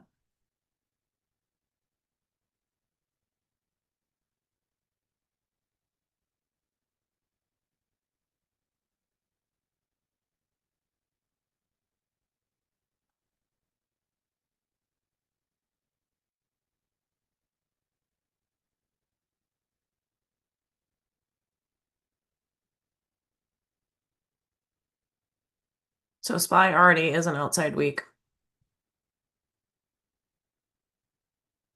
Just like we were talking about with ES, failure to stay above last week's highs, coming back in. It's trying to go outside week. And this little orange dotted line, the pre-market level. So we're already at outside week.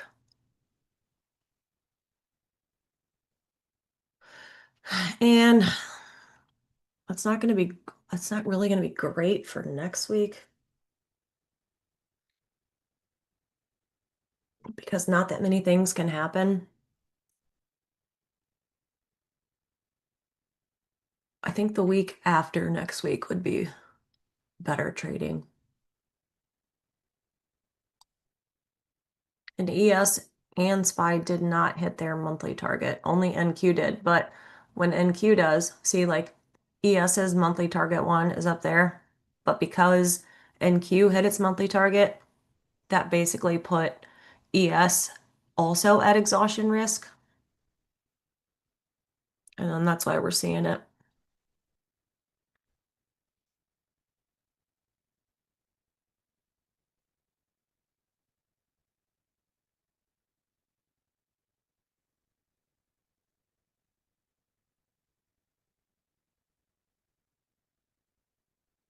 So if you want to find details on the strat, you can, I believe, click in the description of this video.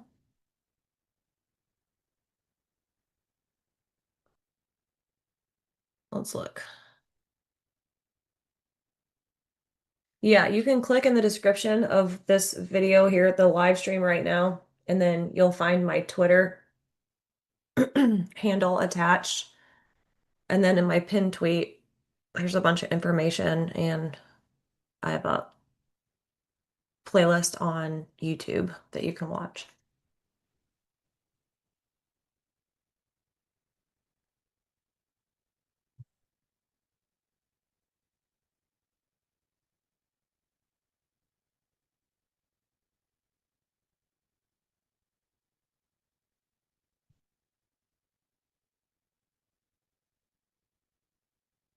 Yeah.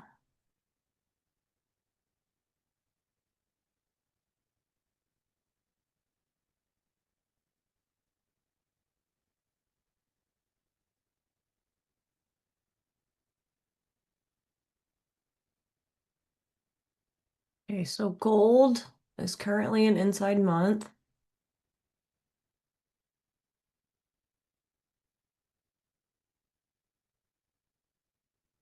It's a 2-up week, but we're running out of week. Today's obviously the last day of the week.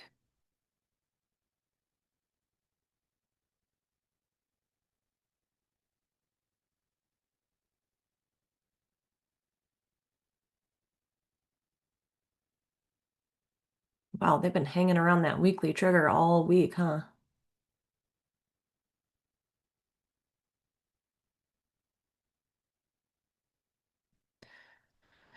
This is a bit of a tricky chart just because the week ends today and it's a not hit its weekly target.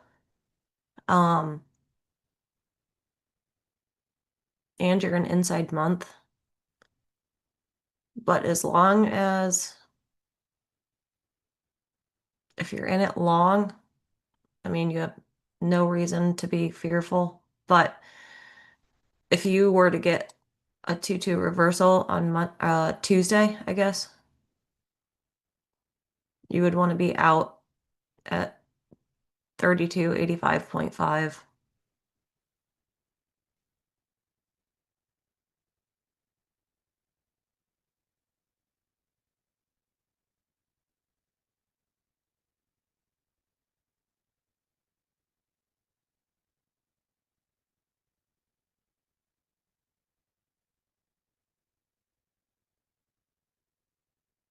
Just gonna look at oil.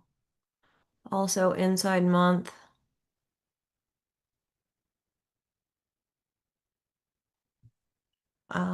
Trying to go outside week at 60.01 because the same thing.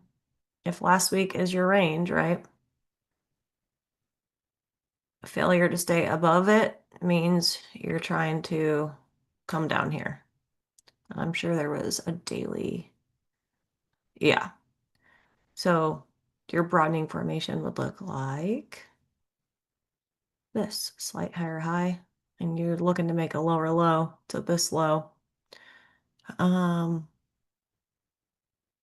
my gosh, it came within 1 penny. 1 penny. Because this low is 60.01. That low is 60.02.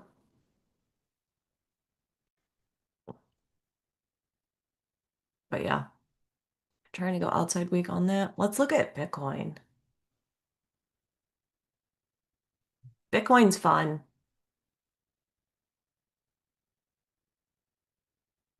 because we called for a new all-time high like back in March. If you look at the 2-week chart, it's really clean. This is a strat setup. So we made a lower low. We triggered the quarter and couldn't stay below last quarter's low. So just like our range, like I keep drawing. So this is last quarter, right? So if we're unable to stay below last quarter, where is it trying to go? It's trying to go up here to become an outside bar. And it did. If you look at the month, Bitcoin is an outside quarter because it tried to go down, came back in. Where is it trying to go? It's trying to go to a new all-time high to become an outside bar, which is cool. Worked. Oh, and then I was talking on stream. I go, the way that I trade, once we hit our target, I would trail my stops up the daily time frame at a minimum just to lock in the most amount of profit because you don't want to give it back. And you've got all these people with stops here, here, and here. So no longs have been stopped out. And so I mentioned I wouldn't be surprised for them to make a new all-time high and then come all the way down here. Maybe they go back up. Doesn't really matter. The chart did its job.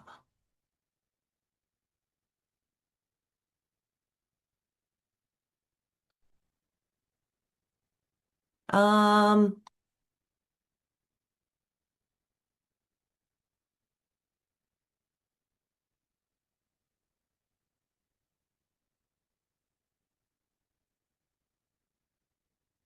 right now there's nothing to do. We are an inside hour. We do have lower magnitude for outside week on ES. So the question I was reading, I should have said this. What's the one trade you'd be looking for in indexes this morning if it develops? I would want to see some hourly corrective activity and then a puke back down. And the problem with only streaming 2 hours a day is I might not have enough time for it to set up, but I want to see, us take out a previous hourly's high and then reverse.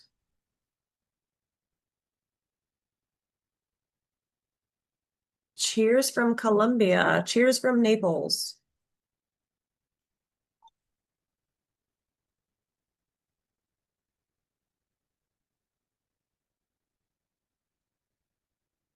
$9.26. And the thing about SPY with the big gap down,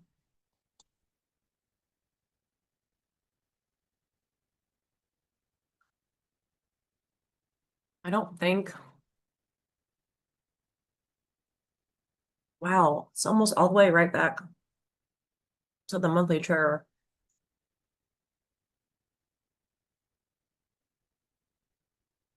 I don't think we're going to see a gap down buy, but we totally could. The thing is with the futures, my target again is outside week. So it's to take that low out. So they might try and buy it first thing in the morning, and then maybe we'll get a reversal back down.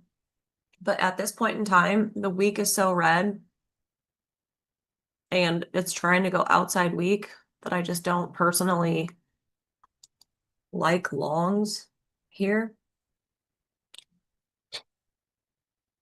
Well, I mean, it does, because if we go, okay, again, does the chop around prior month high in ES mean anything to you, or is that a stay away? It just means next week we're closer to going 2 down, which would negate the monthly trigger. Again, there's no way we're going outside month. That's just not happening. But it would negate what we know about the monthly trigger. So we're either confirming or negating all the time. And again, the daily broadening formations kind of showed us that, right? Like here on ES was your 3, 2 up, 2 down. So if you were to short, that's where you would have shorted. And all of our traders were already talking about potential outside weeks because they know how they form. So big two down continuation, but green, still no reversal, and then two down continuation again. So again, they're trying to take out last week's lows on ES. NQ is quite far from doing that, and NQ did hit a target this morning, which was Tuesday 513's low. And then there's nothing until outside week, but I just don't. This candle is already as big as all the other candles. So like from an ATR perspective, I don't use ATR. I just use my eyes. But this is a 509 point candle. And this 3 is a 432 point candle. So we've already moved like as much as we usually move in a day. So again, that's why I don't really expect an outside week on NQ, but I would see an outside week on ES. So we'll see if something sets up. Okay, market opens soon. I kind of want to see what they do with SPY. Yeah, I don't use any indicators. Oh, except this is an indicator by my friend Tom. It's got the monthly opens, which shows you time frame continuity. So if we're above the monthly open, we're green. If we're above the daily open, we're green. You can see the weekly open is here and we are below it, so it is red. But I don't really need it, the indicator, because I use all the time frames. And right now, SPY is just into a gap.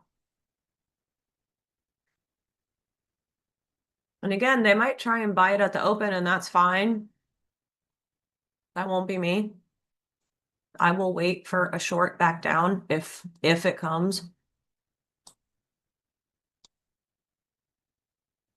And only on ES. So it's doing already what I wanted to see it do, which was take out a 60-minute high, which is corrective activity, or this word is terrible in the Strat community, but a bear flag. We're not supposed to say it, but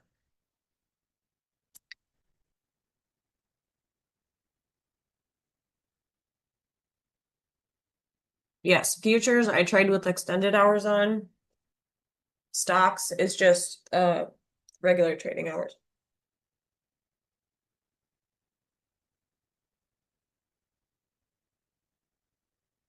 So we're not looking to do anything right now. I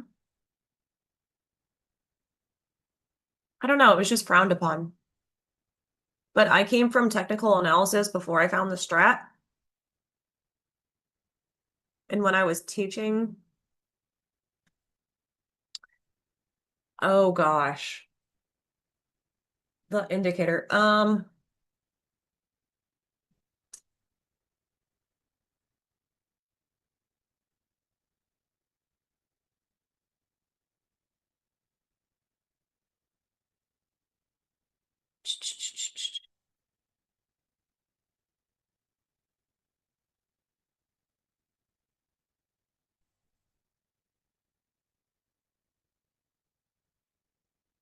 Trying to get the indicator. There it is.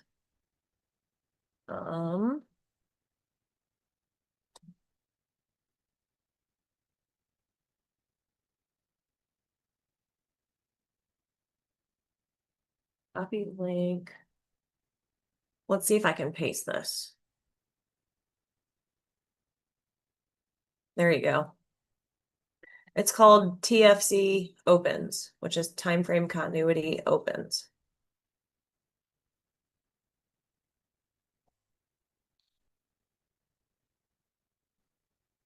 I was trying to say hi to Kane in the chat, but it put me on slow mode.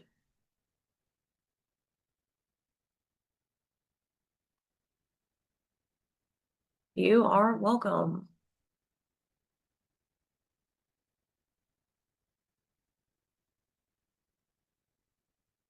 Yeah, I honestly I only want to be short today and only on ES. Can you hear that? I'm sorry, I get really hungry when I stream. I had a hypoglycemic attack on stream the other day. That wasn't fun.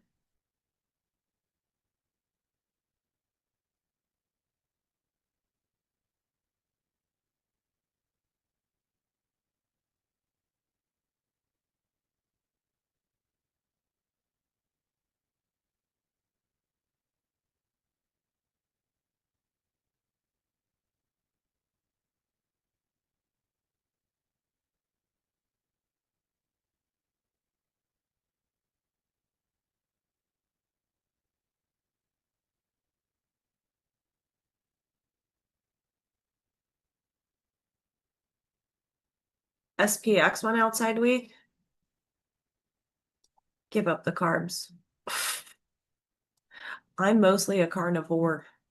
I mostly only eat meat. I don't eat too much carbs. Let's go. I want to look at what PAX looks at, the 30-second opening range.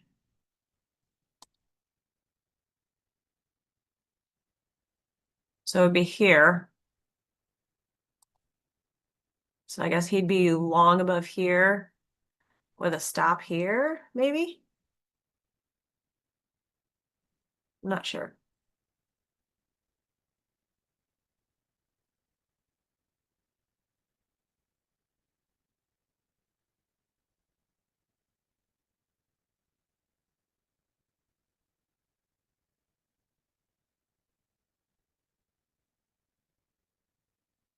All right, so that's the only, wow, look at that. This is a 30-second chart. Look how big the Apple news candles were. I don't know where it's gonna go now. Let's see.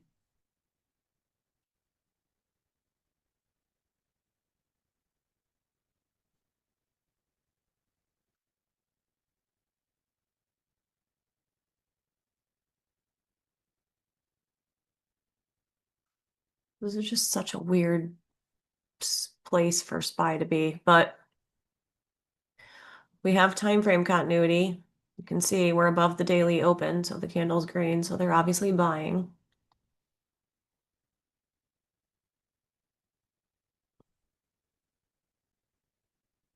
All right, let's get off the 30-second chart.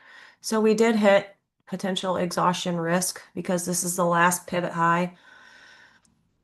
So if anybody was short using this pivot, they just got taken out.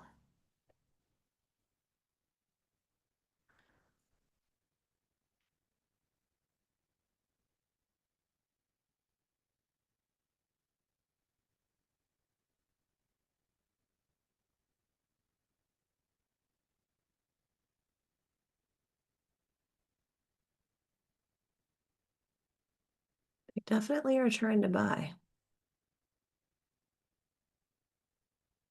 But flips can change that.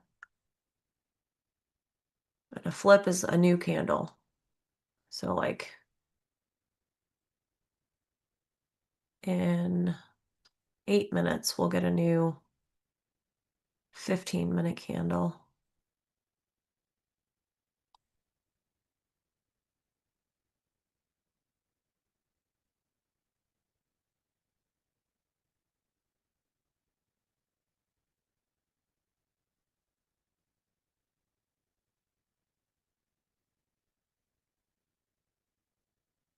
I love pizza. I could eat pizza and steak every day. Those are the two things I could eat every single day.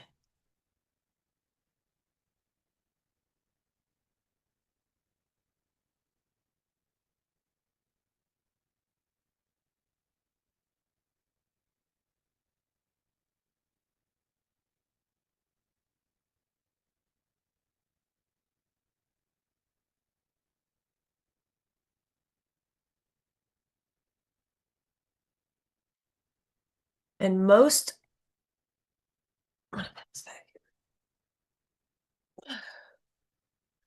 Most of the market is two downs. So how are we going to change that? So we have 62% of the S&P, which is a two down day, and we have 75% of NASDAQ, which is a two down day. Why can't I show you guys this? He took my toolbar. Here we go.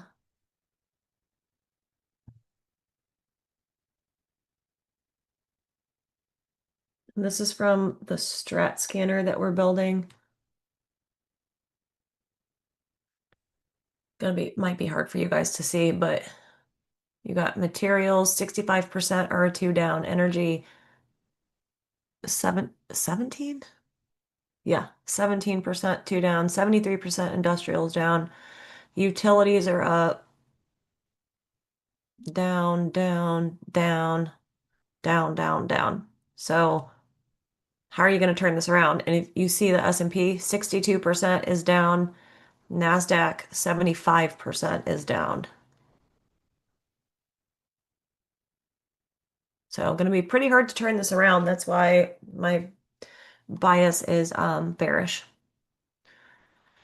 And again, the weekly time frame for outside week target and weekly continuity being a red candle and failing last week's highs.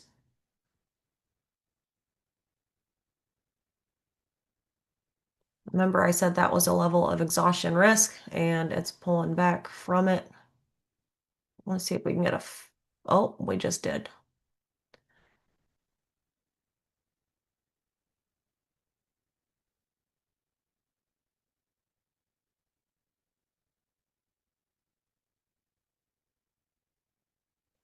So we got a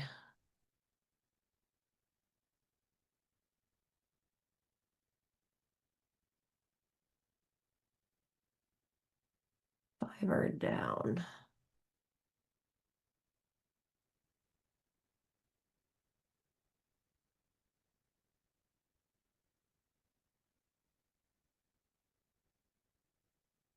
Oh my God, I can't even see the time.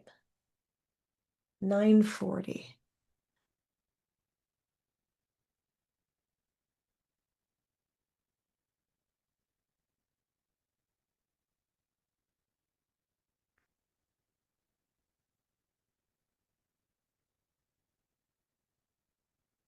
Order filled.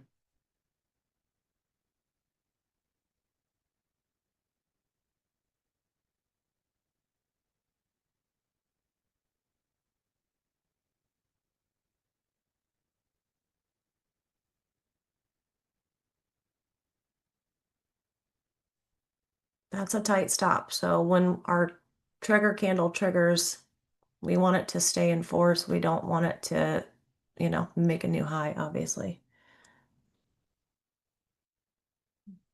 So I may get stopped out, and that's fine. Yep. Stop filled. Alrighty.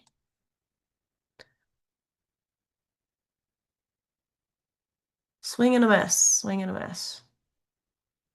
Tight stop save lives though, so.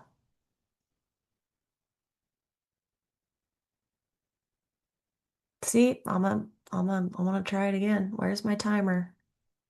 2.5 minutes. Golly. We're doing it again. Order filled.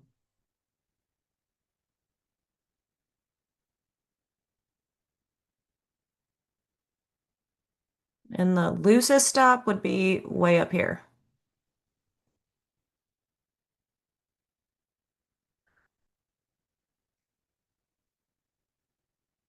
You can wait till 10 if that's what you do. I am having a hard time. Oh, there it is. 9:42.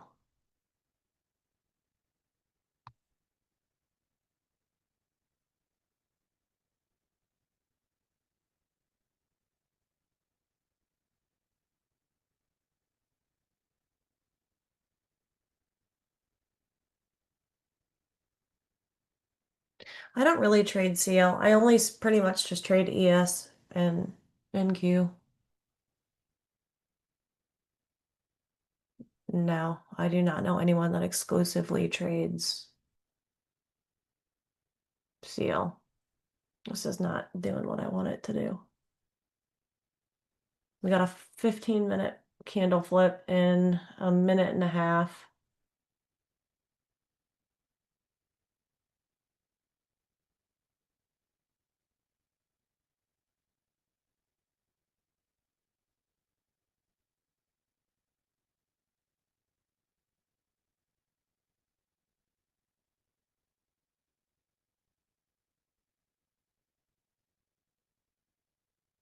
Hey, Steph. Do you have NinjaTrader? Because it's a at the money strategy.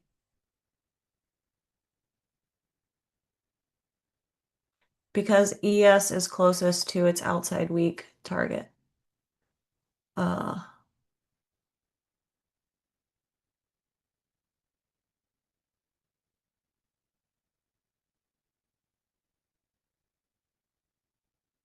Hold on, we got a flip coming in 30 seconds. I don't want to get off the chart and I need to move my stop. Because what I don't want to happen is we go 2 up. Oh, well, if you don't have, I don't know what you guys have in Canada. I don't want it to go 2 up. So my stop's going above that last candle's high. So, weak.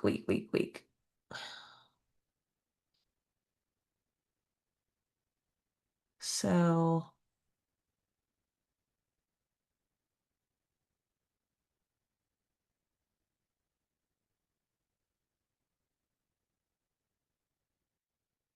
$34.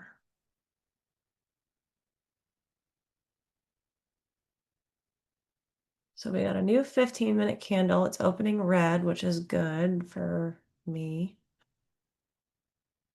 And we want it to go 2 up, 2 down. Maybe I can add to it if we do that. So that's the 15-minute trigger.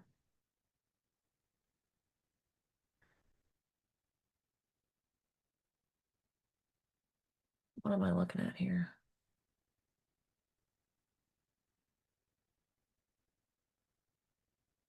ES is weaker though. It's why I'm shorting ES. But NQ took out also that exhaustion level. I don't know if you guys remember on the 1-minute chart. There was no other pivots to take out.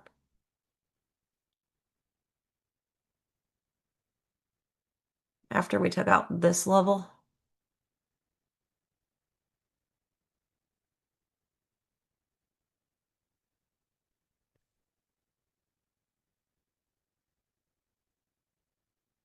So like at this point, I can move my stop to break even and just let it play out.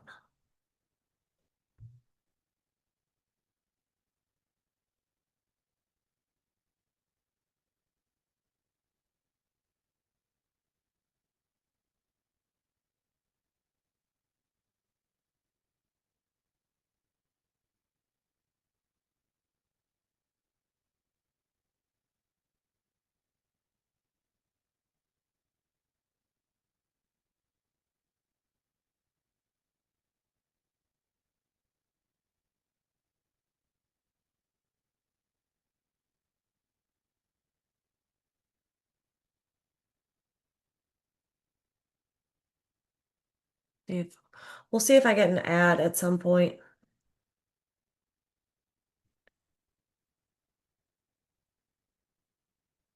But you know what? Break even is the best place to be. I did get stopped out at first, but that's all right.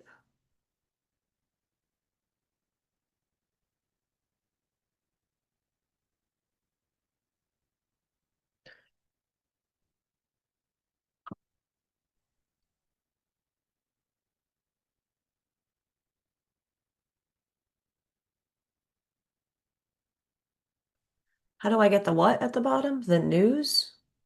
What are you referring to?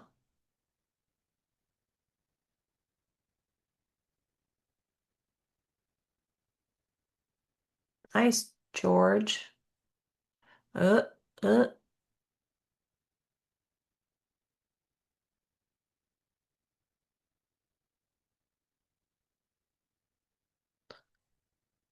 Ninja Broker is only available in Ontario. Hmm.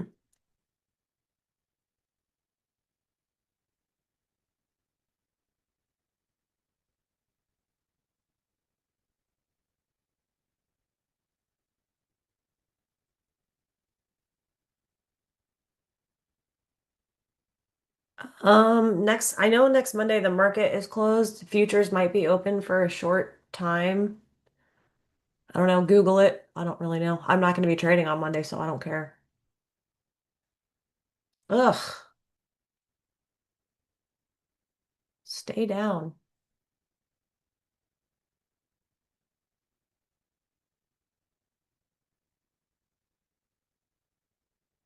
Oh, I see. They thought the like news streaming banner was on my chart. Yeah, it's not. Gotcha.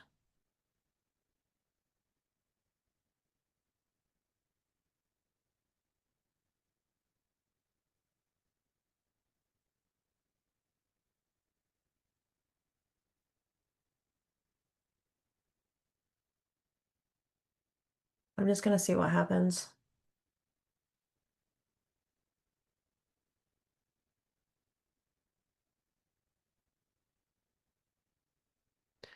Your strat has you trying to long at 57.8675. Why?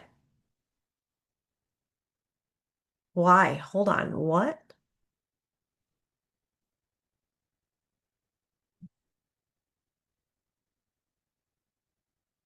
When it gets topped out again. Oh, no.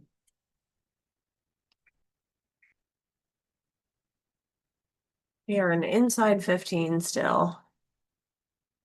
Two up 60.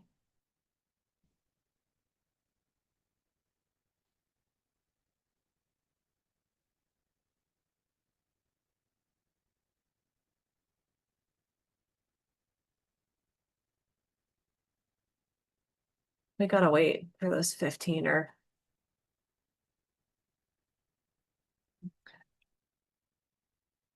It's about to not be valid though. So I kept my stop at break even. Just went two up.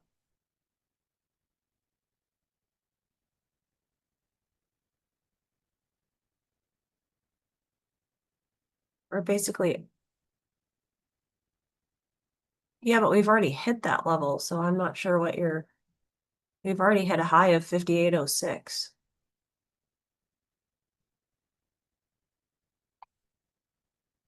Ooh, I might get another shot here. They're failing the two up. Doing it again.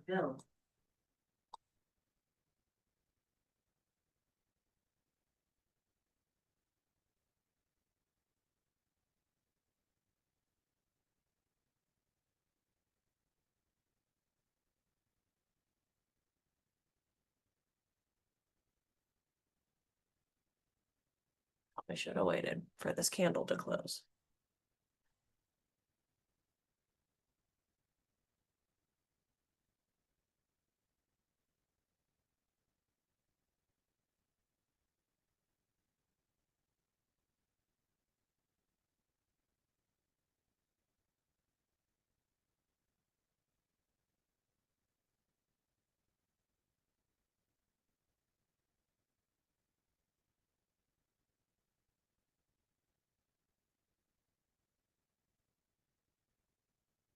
We got RTY making new highs. YM is about to make a new high. Like intraday.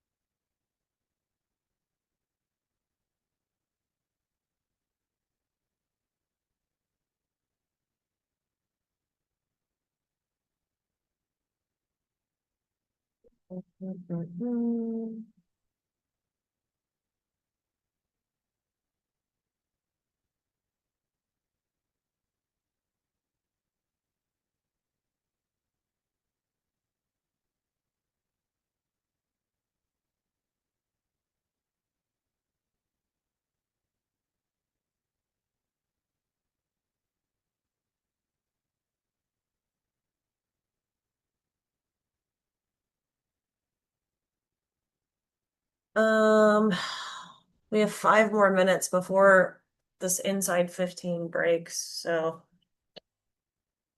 let's see.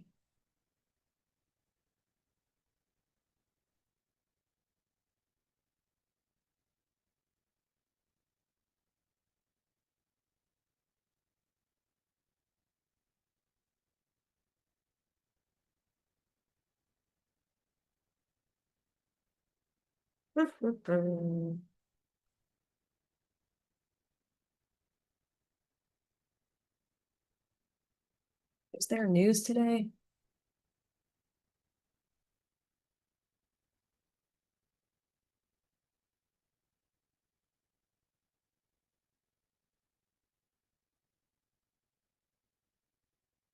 Yep, new home sales. Thank you for that. 10 a.m.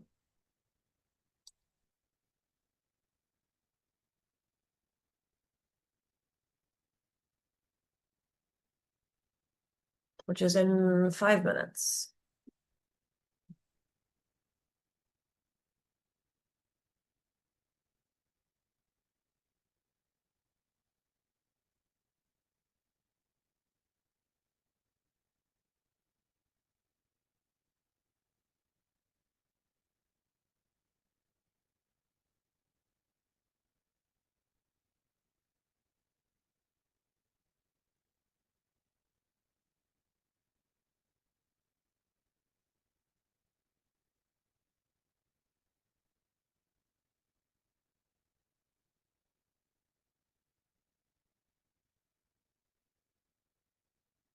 Yep, the 4-hour flip on futures is happening soon.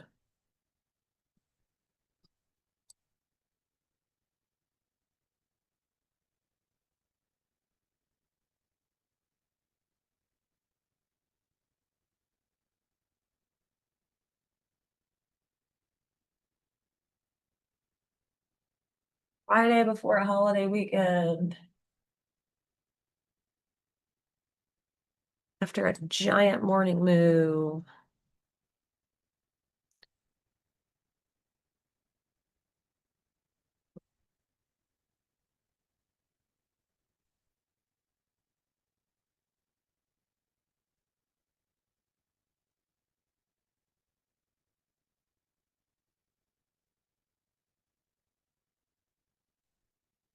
We're inside on the 15, 10, 5.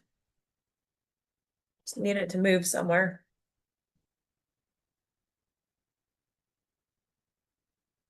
Play the gap fill.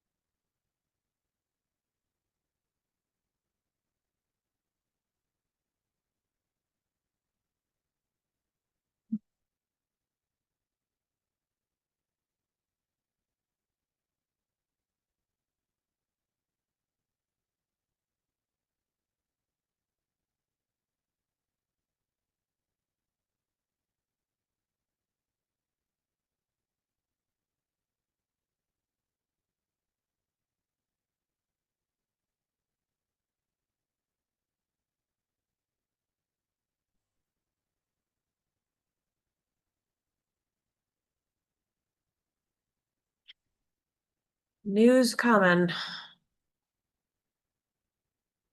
2 minutes.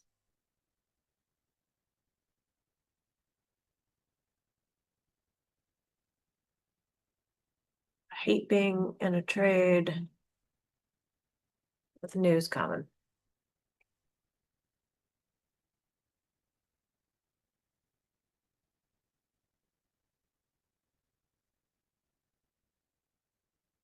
1 minute.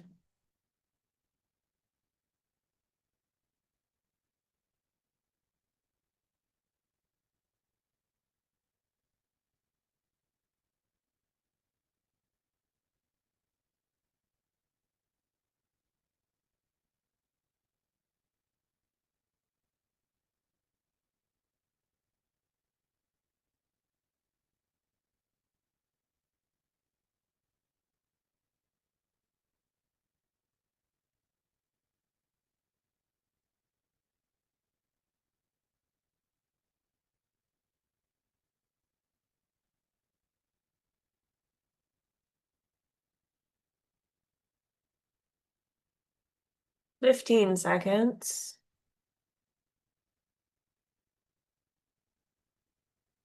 I don't have a guess. I don't guess news. Could be nothing. Here we go.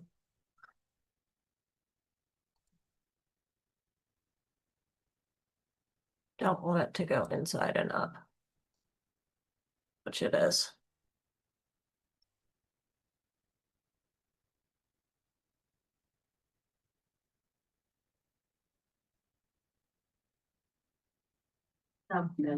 Yeah.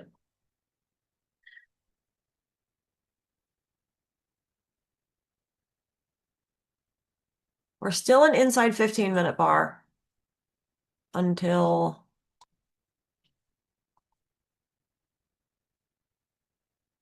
wonder if I can just nope, wrong button. I still want it down. I don't know how to clone that.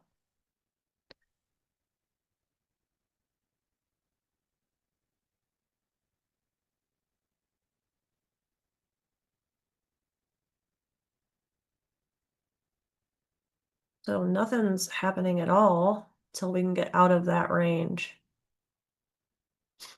I still want it down, but it's looking like it's going to take the 5-er up to trigger the 15-er.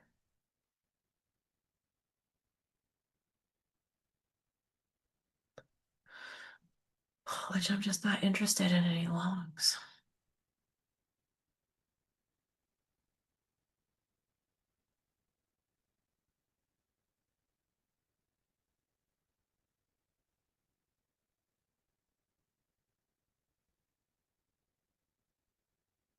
I'd rather see this 5-minute fail and then go back down. Good teamwork out there in the stream, in the chat.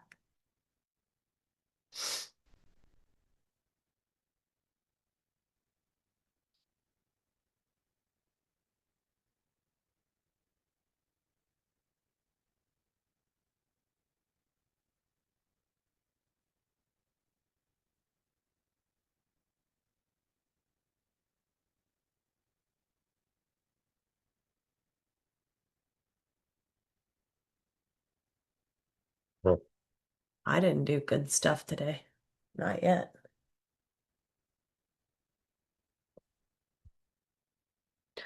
And Q's failing to stay above its 15, inside 15 and up, which is what I wish NQ or ES would do.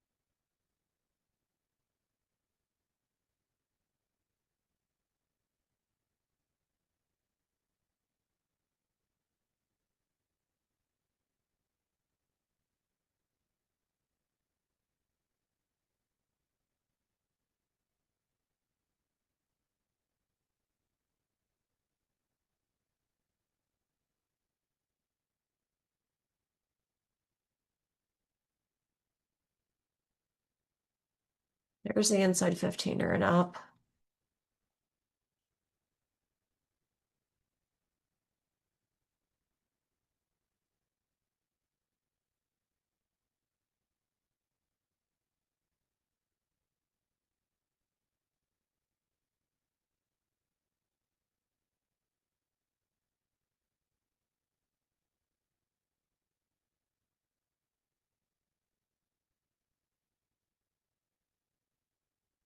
I'm not comfortable going long.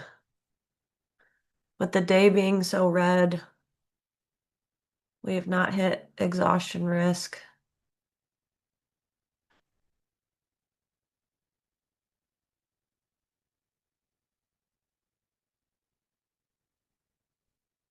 I might just be waiting a while.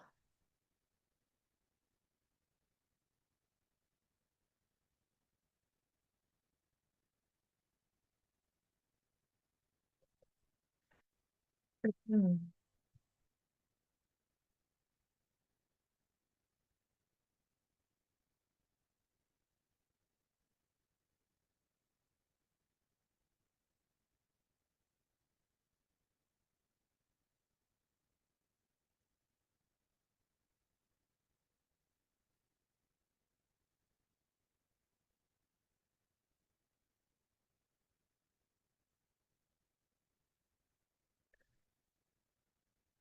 I would love a 15-minute setup back down, but we have to wait like 9 minutes.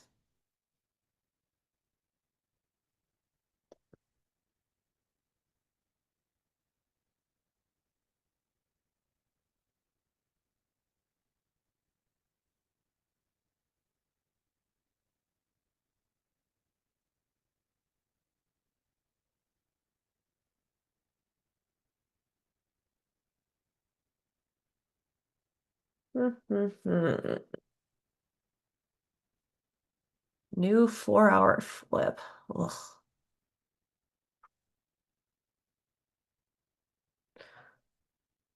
So all the time frames from the 4-hour down are green. 4 hours green, 2-hour, 1 hour, 30, 15. So ES did hit its 15-minute target by making a new high.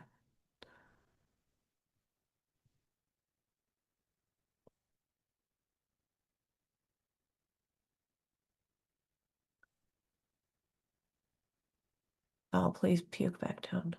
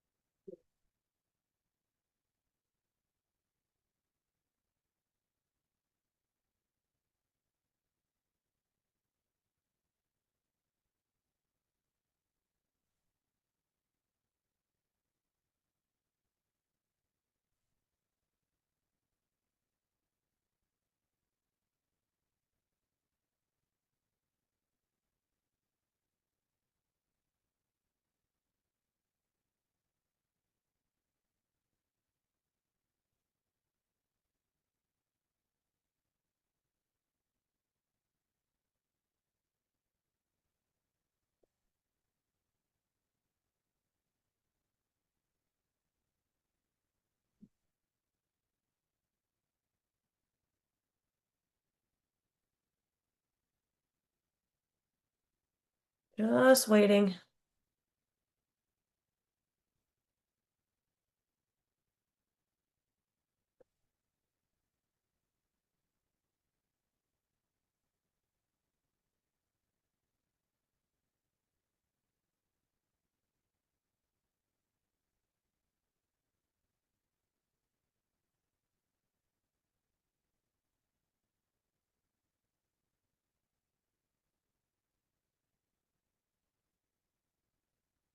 Yeah, because it's a pivot high.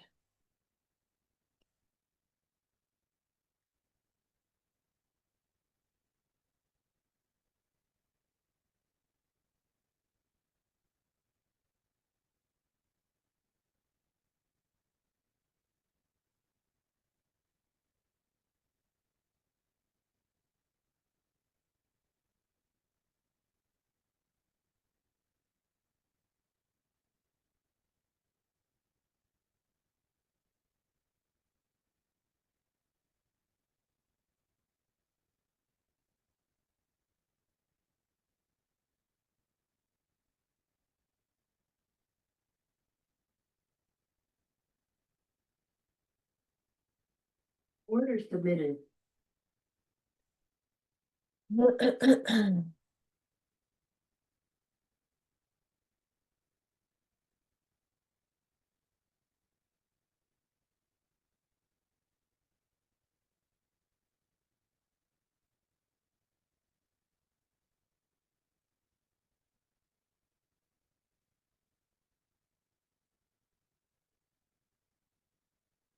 That doesn't work so great.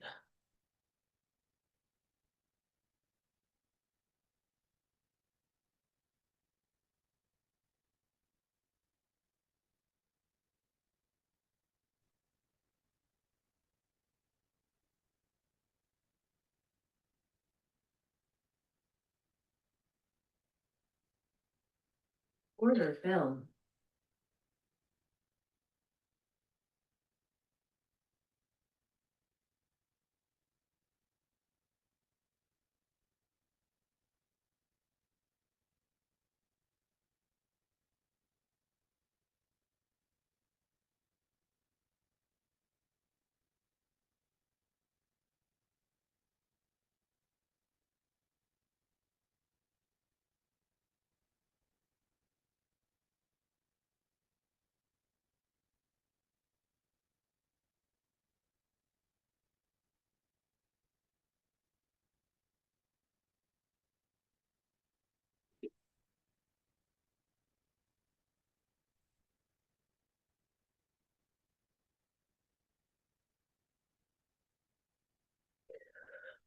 Well, they don't seem to be wanting to short this market, and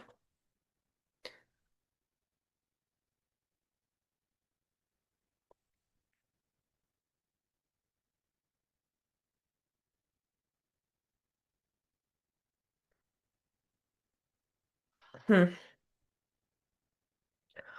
not my day. I just can't bring myself to go long. So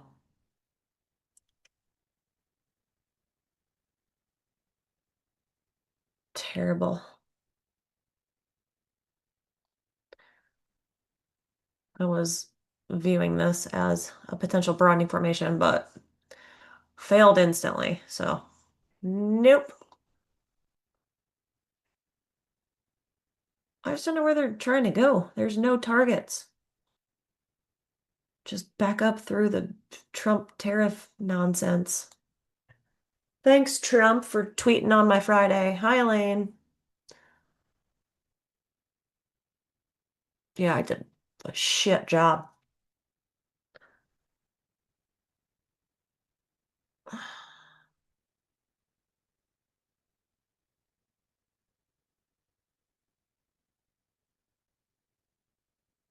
I just need to wait for a 15-minute reversal or something because the fibers aren't doing it.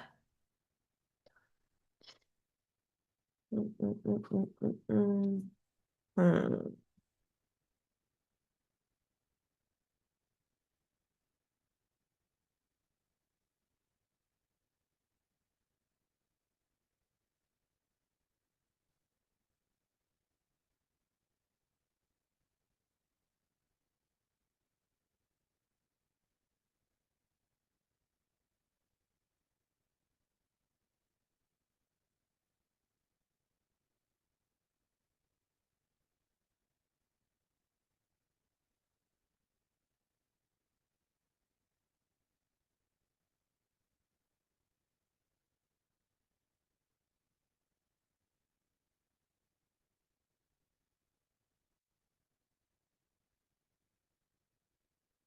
Also, I feel like the candles already moved like a daily range.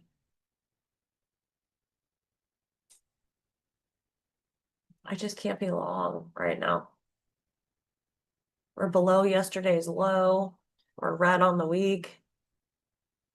We have outside week magnitude for ES, which is at 57.34 and a quarter. I just can't see the long here. But it's not happening this hour because we are a green hourly candle 2 up. I would need some sort of 15. And I don't look anywhere near getting that, so.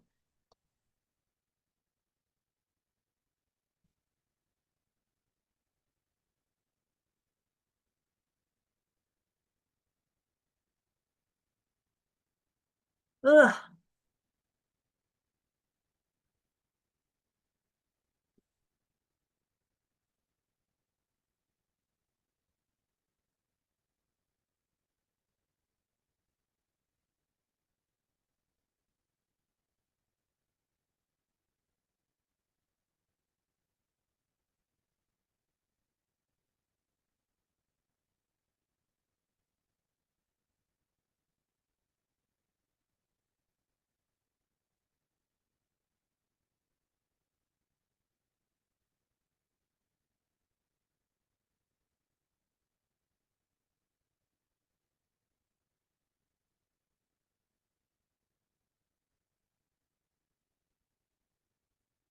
Uh,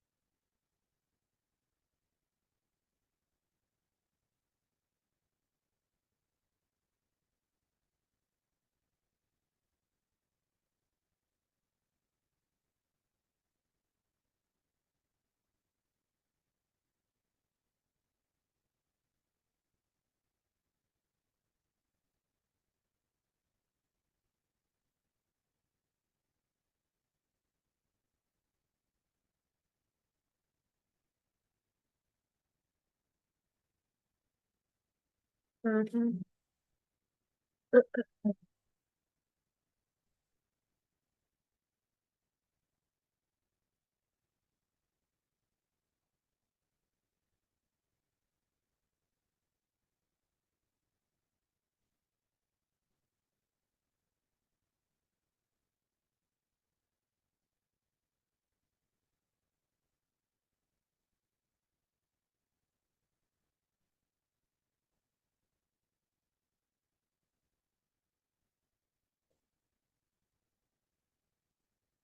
See what the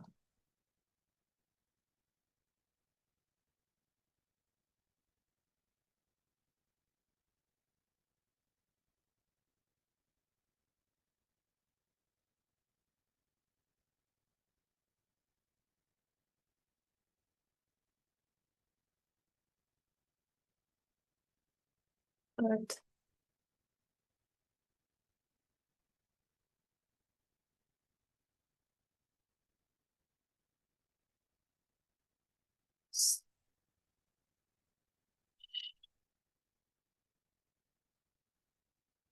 still the majority of sectors are, oh no, hold on.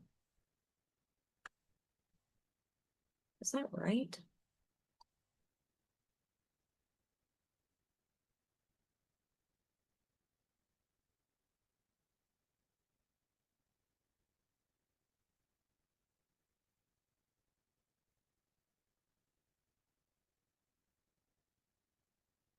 You're gonna do it now, aren't you?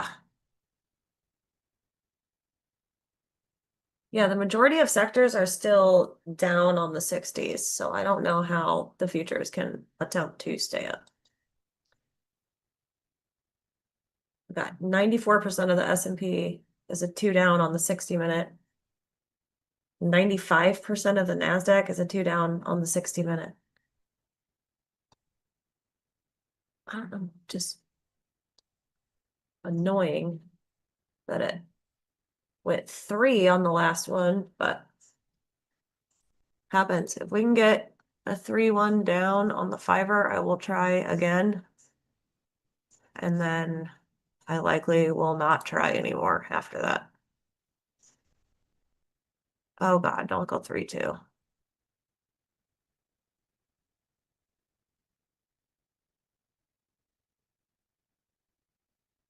Order filled.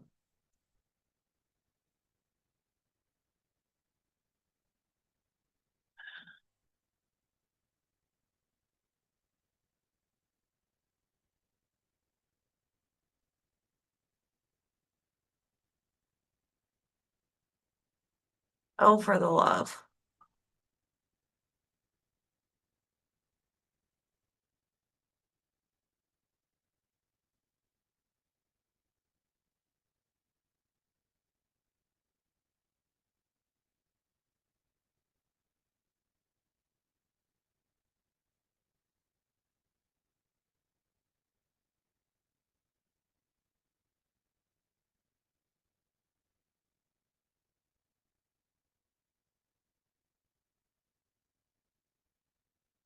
Trying to take the 5 minute to trigger the 15-minute down.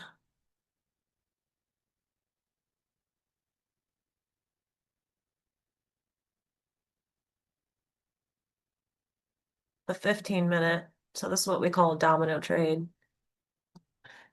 Where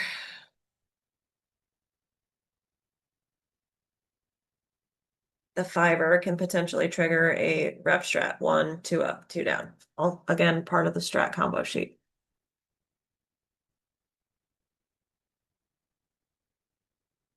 Do it though.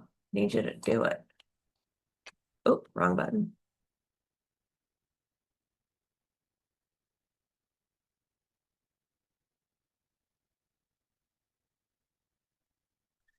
I've got to trigger. What? I am showing discipline.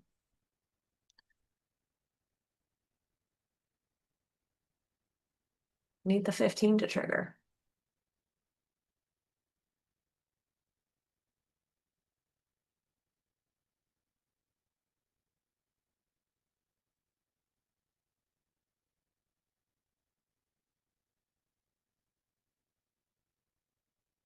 Got a little 1-minute baby burning formation, which is not going to help me. It's awesome.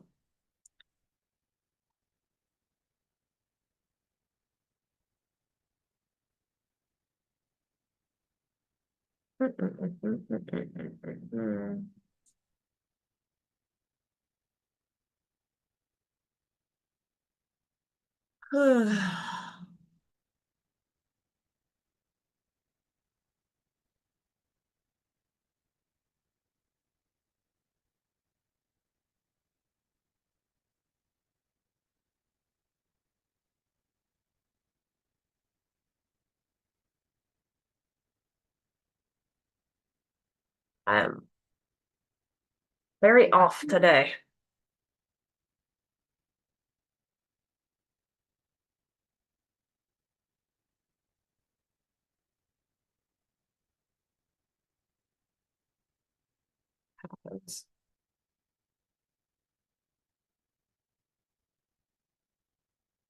That's okay. Little entries, little stops.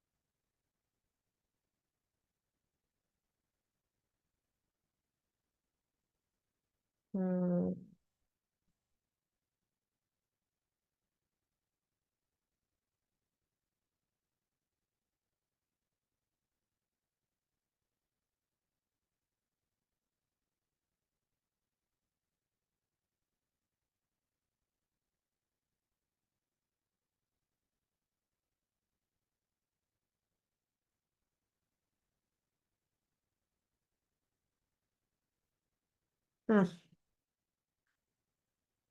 Yeah, paper cuts. No big deal.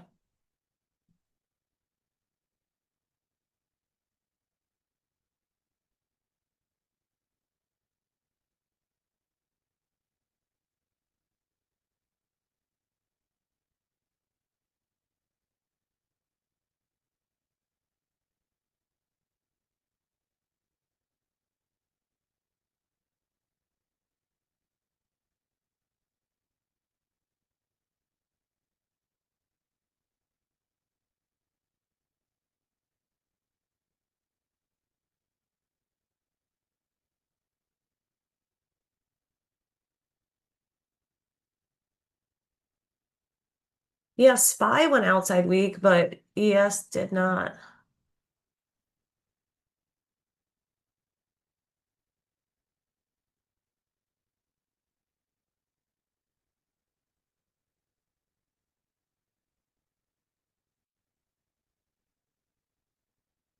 But yeah.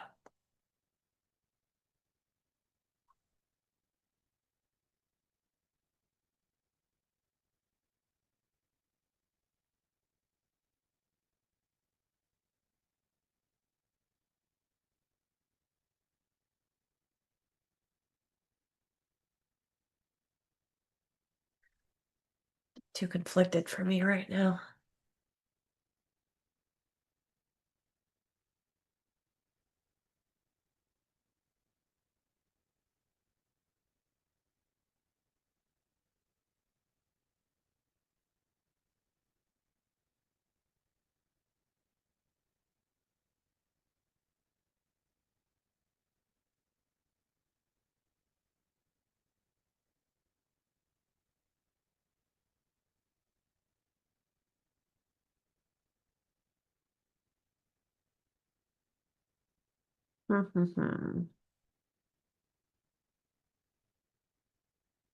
Little doji slash hammer like 15-minute candles.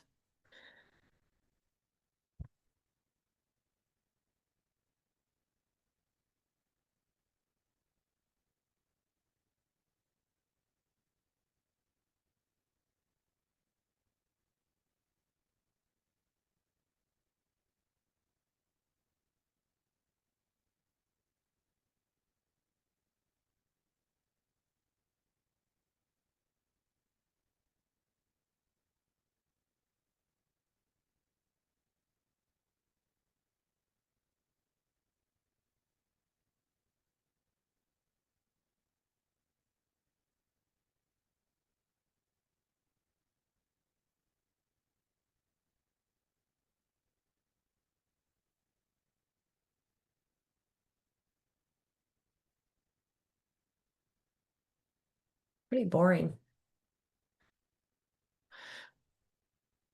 After that dump. Ugh.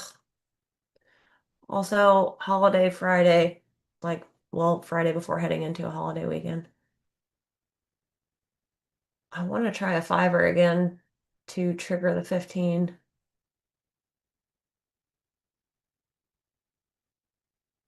Or maybe I should just wait for the 15 because the fivers haven't been working for me today.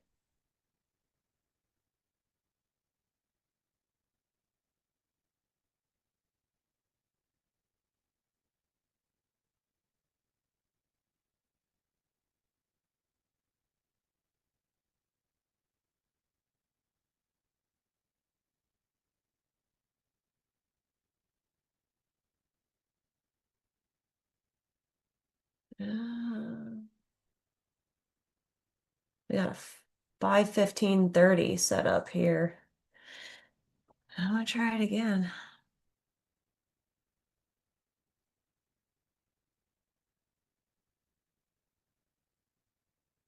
Soon, I gotta wait 45 seconds.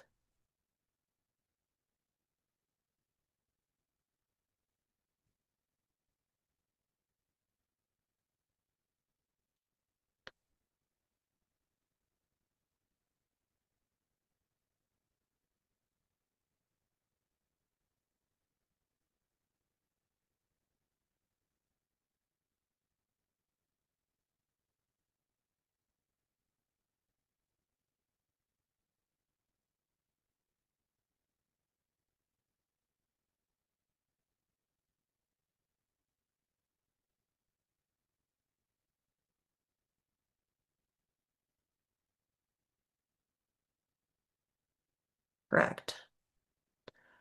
Wish I could do this on Tuesdays.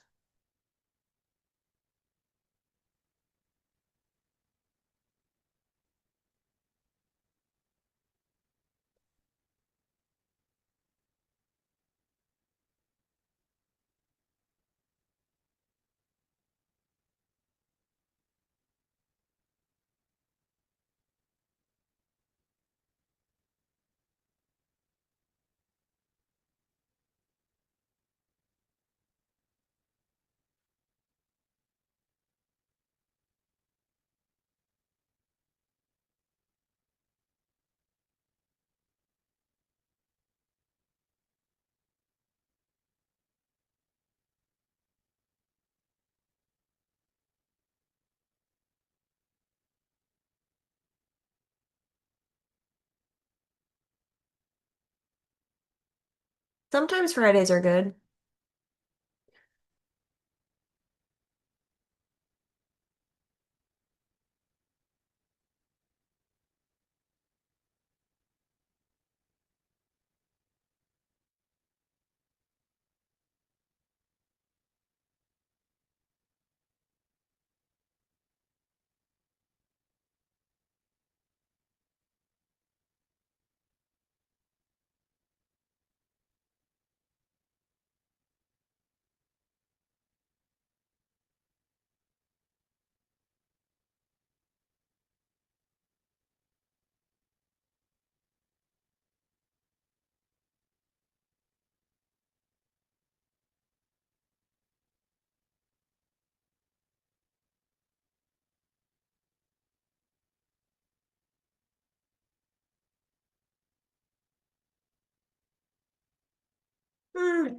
Nothing to do.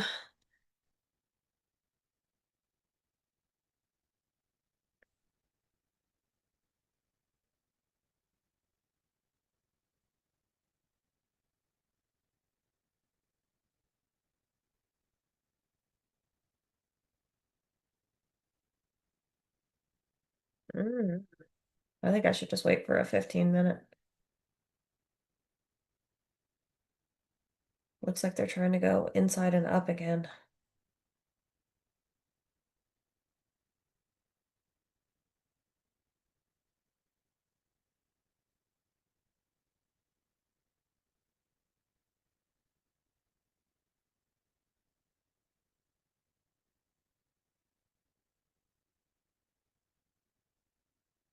Inside 4 hour, inside 30-minute, inside 15,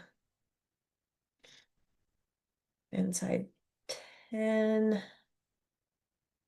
inside 5.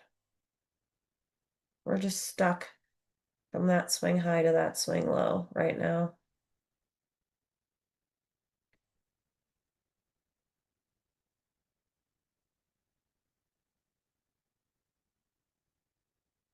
That's a giant stop. Giant.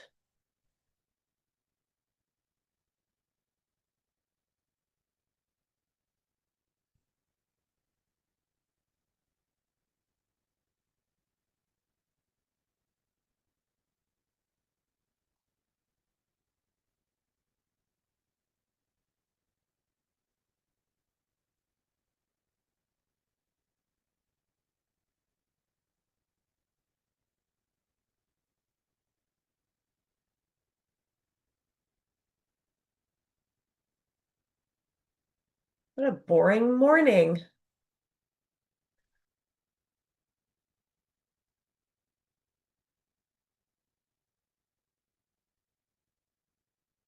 It's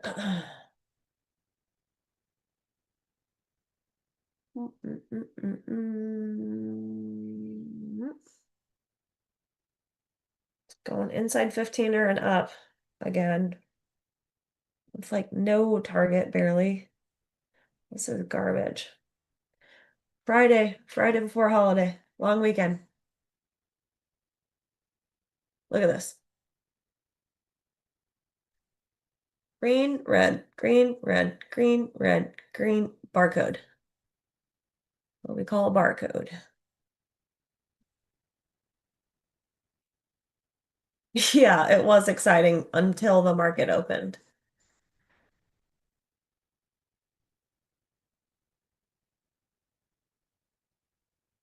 Gonna stick with the pattern. Maybe a red candle now.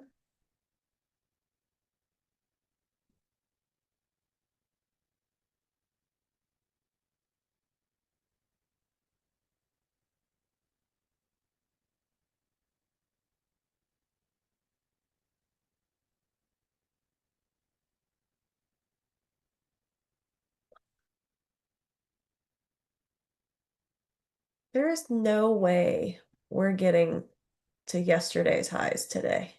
I don't think.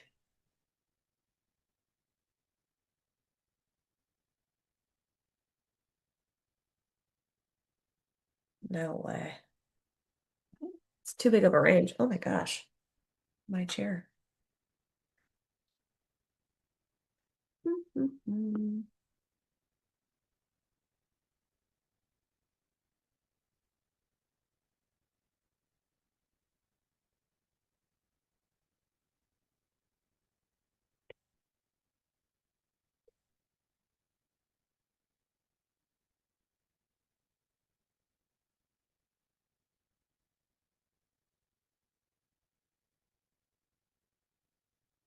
And barcode.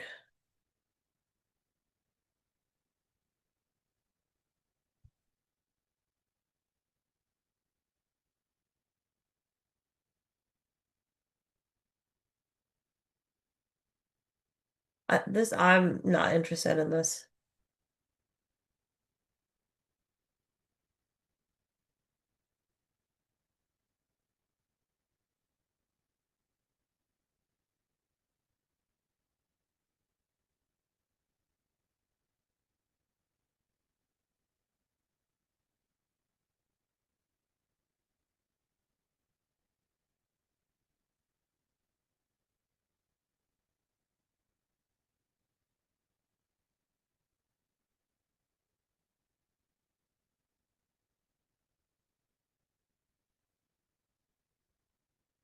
I had like 2 good Fridays. And I've been doing this. It's been a while.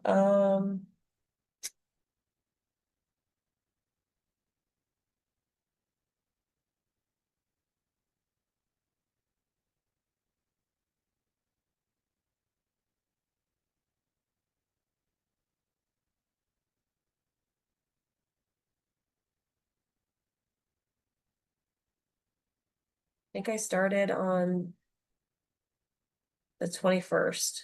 So 1, 2, 3, 4, 5, 6.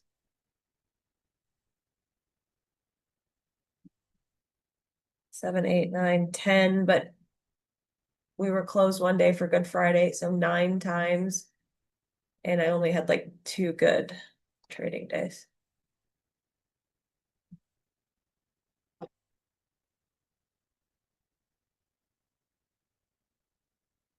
I'd rather be at the beach than trading on a Friday before a 3-day weekend.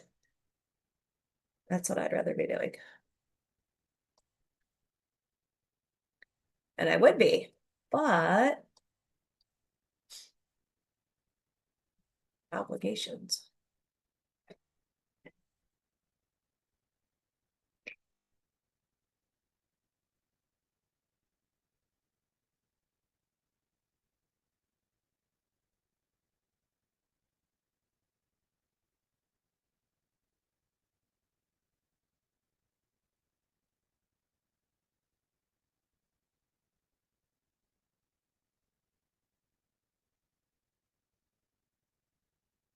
Yeah, but that's not happening today.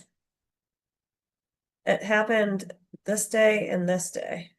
And these honestly weren't even gap downs, really. Well, this one was a little bit, but we haven't even reclaimed yesterday's lows, so we're definitely not going outside day until we can at least get up into there. And again, it's going to be a low volume day, and we've already moved a ton. So then to then expect this candle to look like this on a Friday? Unlikely.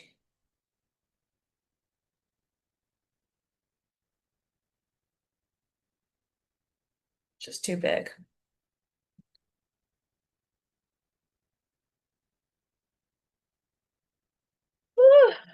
Oh, this is so boring. Oh, they're sticking with the pattern. A green 5-minute candle. Green, red, green, red, green, red, green, red, green.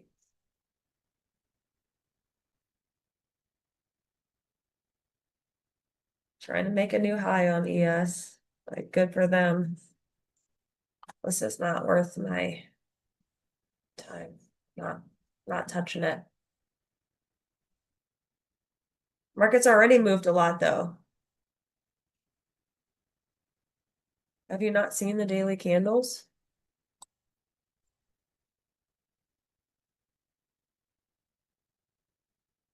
I don't know.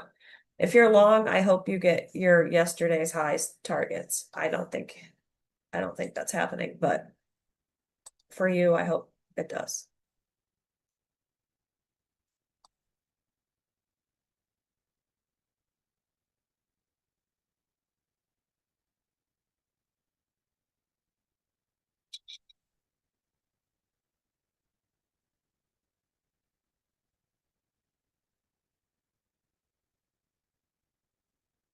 What else can we look at? Let's look at anything else, because this is, I don't know why the screen gets so big from one to the next.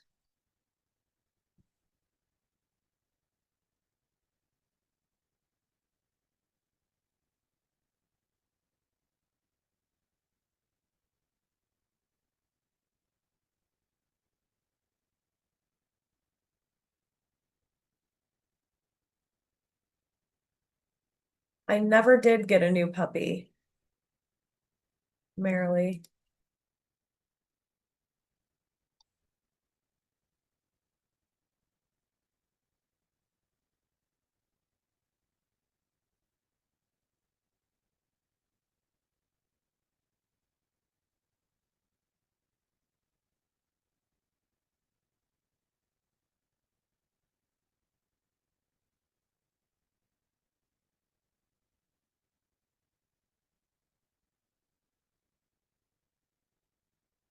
Euro. Uh,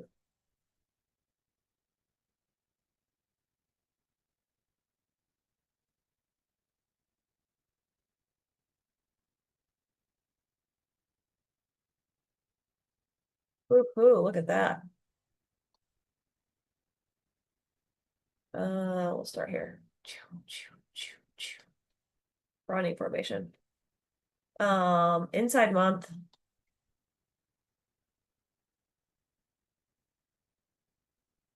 Ugh.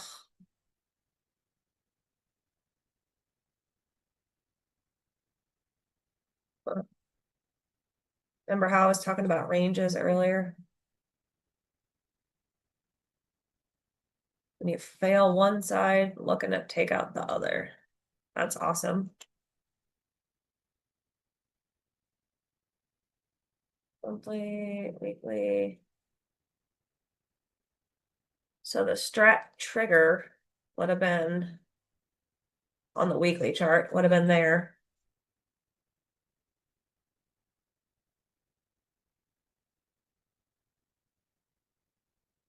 T1, T2, T3. Almost hit T1. Let's see if there was something on the daily.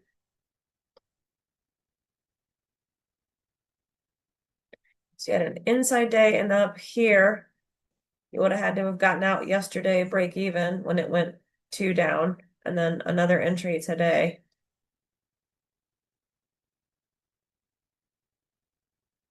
On the 2 down, 2 up day, but it has not hit its magnitude yet.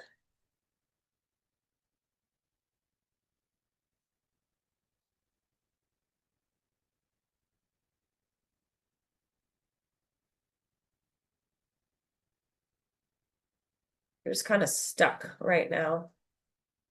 Need to get back above yesterday's highs in order to get up there to the 1.13814.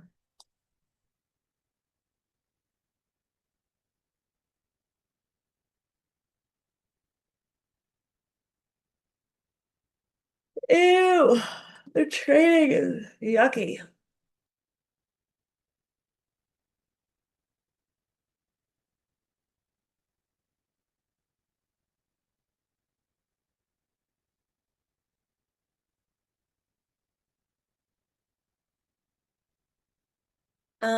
Let's see.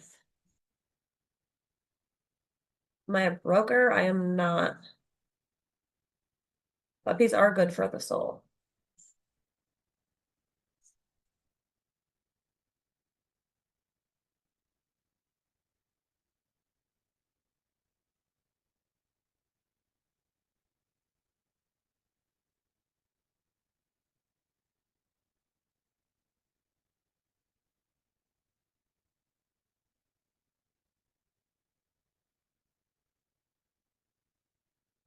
I still don't have a 15-minute setup. I'm still waiting on one, and we only have 15 minutes left. But you can see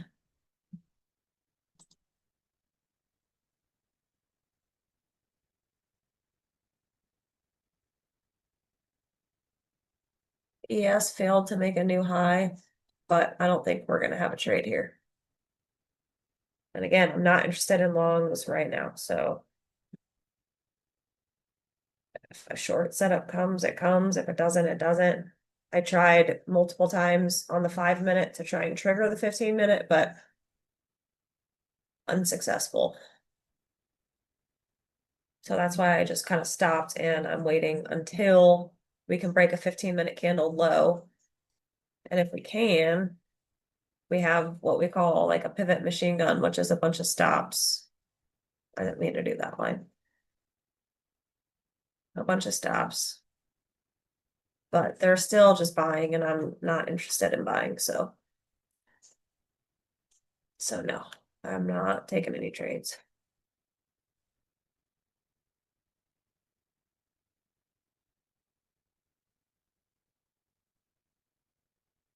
In the first minute, as soon as you saw the candlesticks move up or down, I tend not to jump in like that.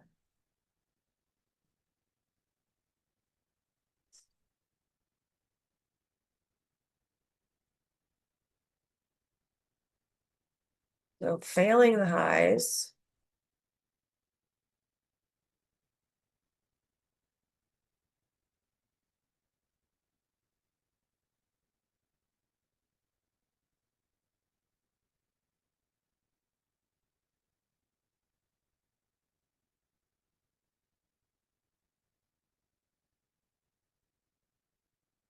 Oh. This is just really ugly, guys. Like if you don't have, I mean, I wouldn't be trading if I wasn't here. Like if I wasn't, I wouldn't be sitting in front of the computer today. That's what I'm saying.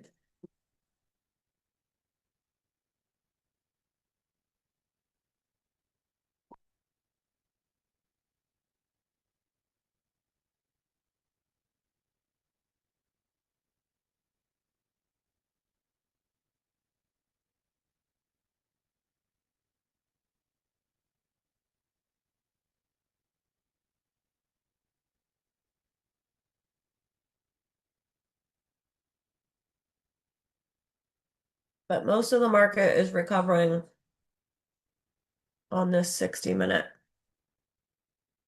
candle. I don't care though. I'm not into it.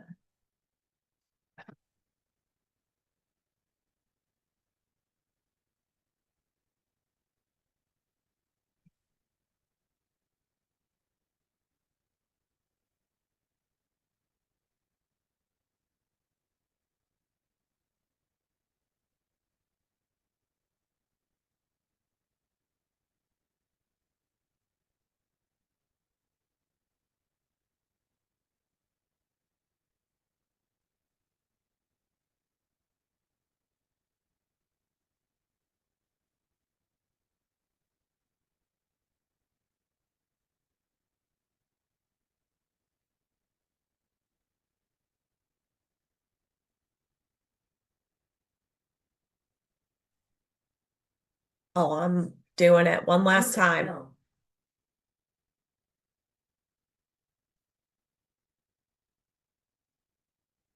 Because of that little broadening formation that I drew there. Failing to stay above the highs, they would be trying to go down to the lows.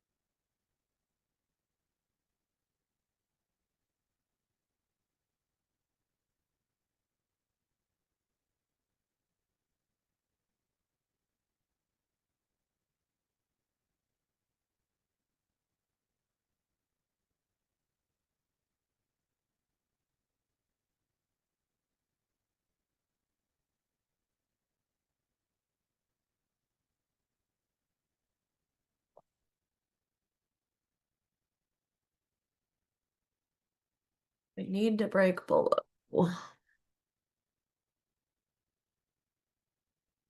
5800.25 to trigger the 15.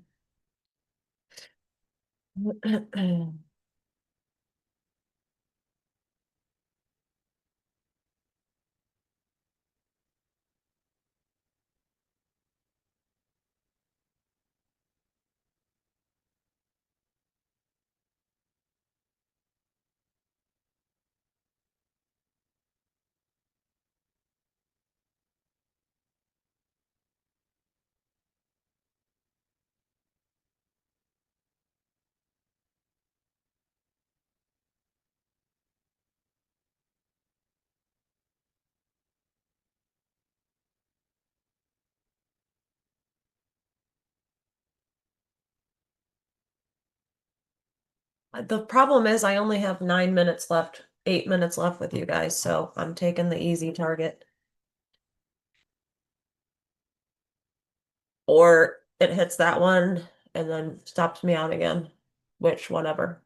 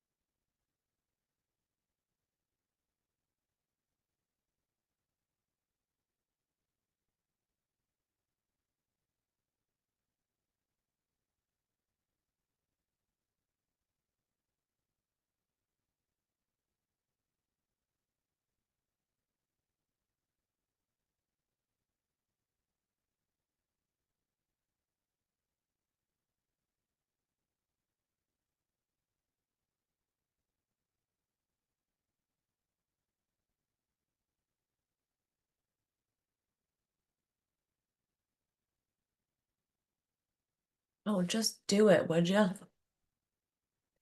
We're running out of time.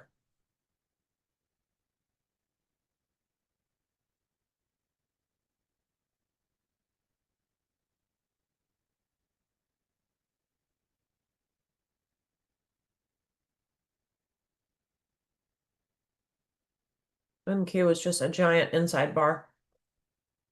You are stuck. Here's a rectangle. You are stuck in that range. Ooh, didn't mean to click that. So all of these bars are stuck inside that range.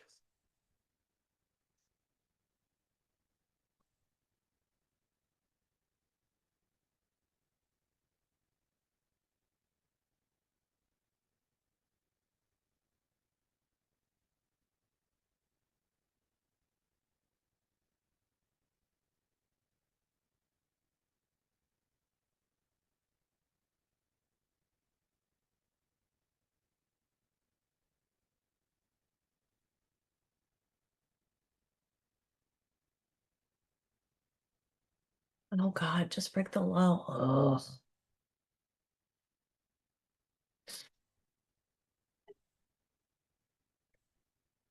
Got a new flip. It wants to be green.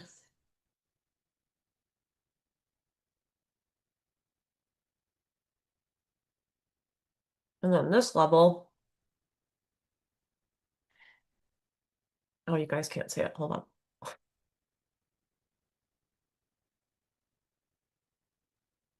No, never mind. The flip's gonna change it. Never mind. There you go. Puke. Come on, buddy. I gotta get off here in 4 minutes. No. Stay red.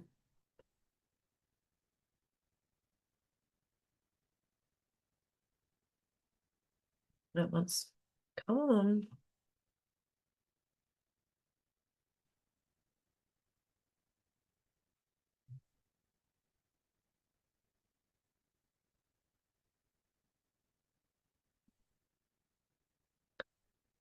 Oh, okay. I just want to hit this target before we hop off. If we do.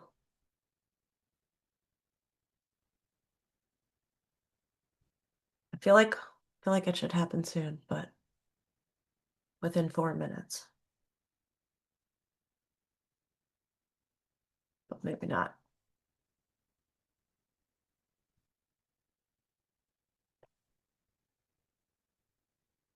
I'm above break even already, so I'm fine. It either happens or it doesn't. 93.75.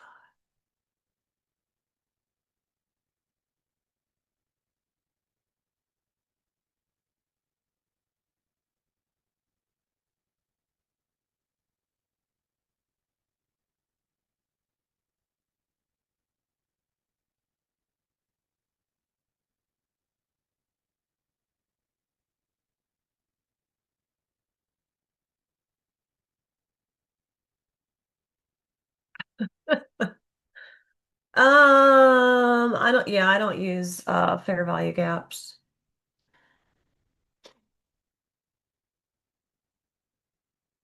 Really.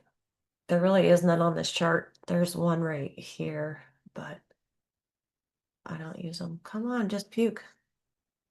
Hurry up. NQ also didn't hit its low yet. Oh, it's about to though. Which then puts ES at exhaustion risk.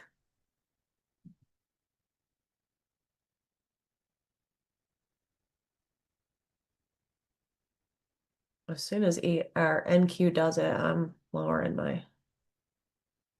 All right, NQ hit its downside target.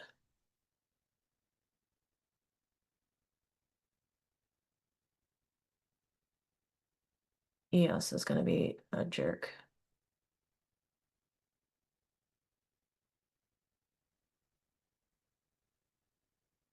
$98.08.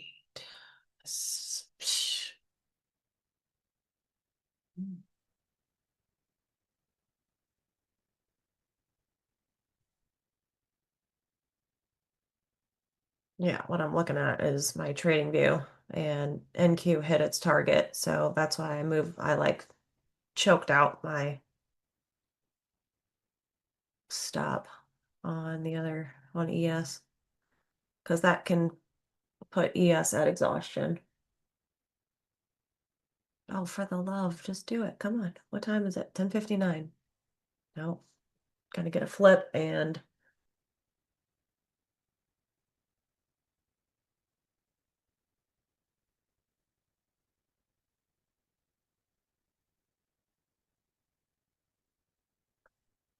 okay. Stop film. See, the flip. Okay, I don't need more time. I got stopped out.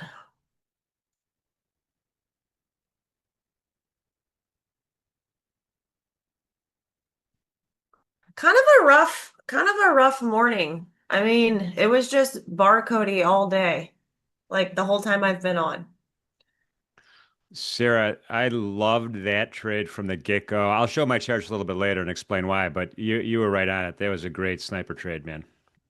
Oh, well, thank you. That one. Yeah. I got stopped out of a lot, and that's okay. And the thing about doing what we're doing is, uh, you know, I come on Fridays. Sometimes Fridays are terrible, and I have to sit here.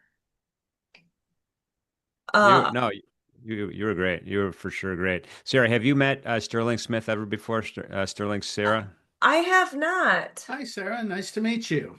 Hi, nice to meet you. And where are you at, Sarah? I'm in beautiful Nebraska. Beautiful Nebraska. I'm in beautiful Naples, Florida. I live Mm, by the studio-ish. that sounds a lot nicer, yeah. Very awesome.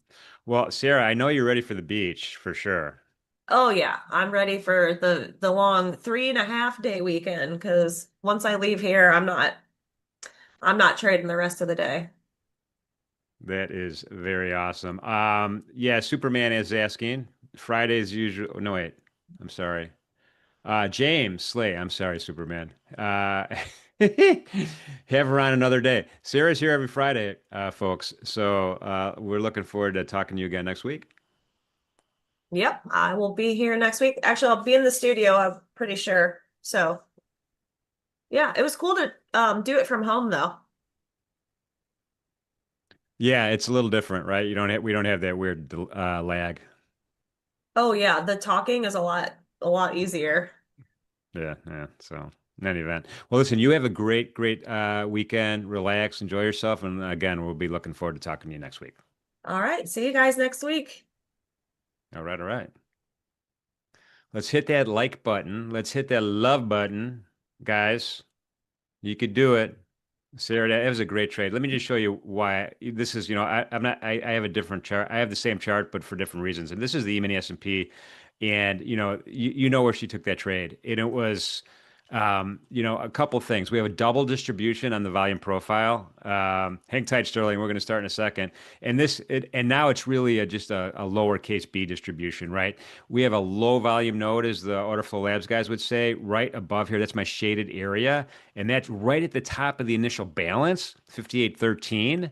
And so we saw that kind of retracement back up. It's like, all right, are we going to kind of break, cut through this low volume node or not? And then I kind of am looking at that piercing line of this dominant benchmark candle, and we never really, yeah, we wicked up to it a couple times, but we never had a candle close above it. So that's why that was a great short. And she was patient. She got in, boom, and picked it off. So congratulations on that. Sterling Smith is with us. Mr. Commodity, how are you? I am well. How are you doing? I'm doing pretty good, man. The weather's turned for the better down here. It's super hot and humid it's going to be for the next few weeks. How's Nebraska? Well, it was beautiful last week. We had highs in the 80s and 90s, and it was sunny. This week has been British weather. Highs in the 50s and low maybe to 60, cloudy and gray and gloomy. And then it's going to turn nice. I think the middle of next week, we did pick up some beneficial rains. That some areas around here that are more than a little bit dry needed, so that will help out the crops a little bit, at least near term. Well, we're going to talk about that, but let's start with, and we have more time than me and you usually have. So we're not in any rush, so we could take our time today. And thank you everybody for participating in the NinjaTrader community. By the way, we really appreciate it. I know it's Friday, but Sterling is a man of many insights. Let's start with the stock index futures. This market is reacting to a lot of things, I think. I think it's reacting, it's looking at the bond market. I think it's looking at the budget that's coming through. I think it's looking at some of these tweets like we got today about the 50% tariff in Europe. What's really driving this? What's really driving this is, first of all, sell in May and go away. For most people, summer officially starts this weekend, even though we still have a few days in May. So we may be getting a little bit of that seasonal sell in May, go away bit going on right now because next week is probably going to be a little bit thin. So that is the first problem. The second problem is interest rates. While rates are off their highest levels today, we saw the 30 push above 5%. We're looking at the 10 above 4.5%. This is problematic. If in fact we are looking at a paradigm where we would be looking at the 30, maybe trading as high as 5, 6, the 10 challenging that 5% level, that that will take 4 or 5% out of the S&P fairly readily. Then we have tariffs and the trade talk. Again, we see these tweets where they're not really policy, they're not well defined. We hear we're going to put a 25%, we're going to recommend a 25% tariff across Europe. Well, I'm not quite sure, A, how he's going to do that. B, he has the authority to do it. Will it actually happen? Is it really going to fix anything? No, the only thing that's going to do is cause an economic slowdown. That's really the end game, the end effect of that. So the market is looking all of that. We've had a very healthy bounce. And if we put up a daily chart here and look at the amount that we have bounced off of the lows we made from the last time we started to see interest rates go up and the stock market have a problem. If we go Yeah, back, by the way, Sterling, I read a 50% tariff on June 1st on the EU, oh, is not that 25. Yeah. 50%? Okay, so that means if you have a Mercedes-Benz with a landed price of $60,000, you're going to add 30,000 to it, making the landed price 90,000. The retail price, now in the six figures. How many of those Mercedes-Benzes do you think you're actually going to sell? Hey, I hear you, brother. I front run this whole thing, and I bought a Honda Passport like 2 months ago. And that's something else you have to think about with the stock market. There was a lot of pre-tariff run-up going on with this. People going out, buying cars, buying phones, buying stuff out of fear of the tariff. What that does is that just pulls that demand forward. That means when we get out here a couple, 3, 4 months, demand that should have been there is gone. And that will be something that would affect A, if the tariffs happen, you will not see the revenue that you're going to get from the tariffs.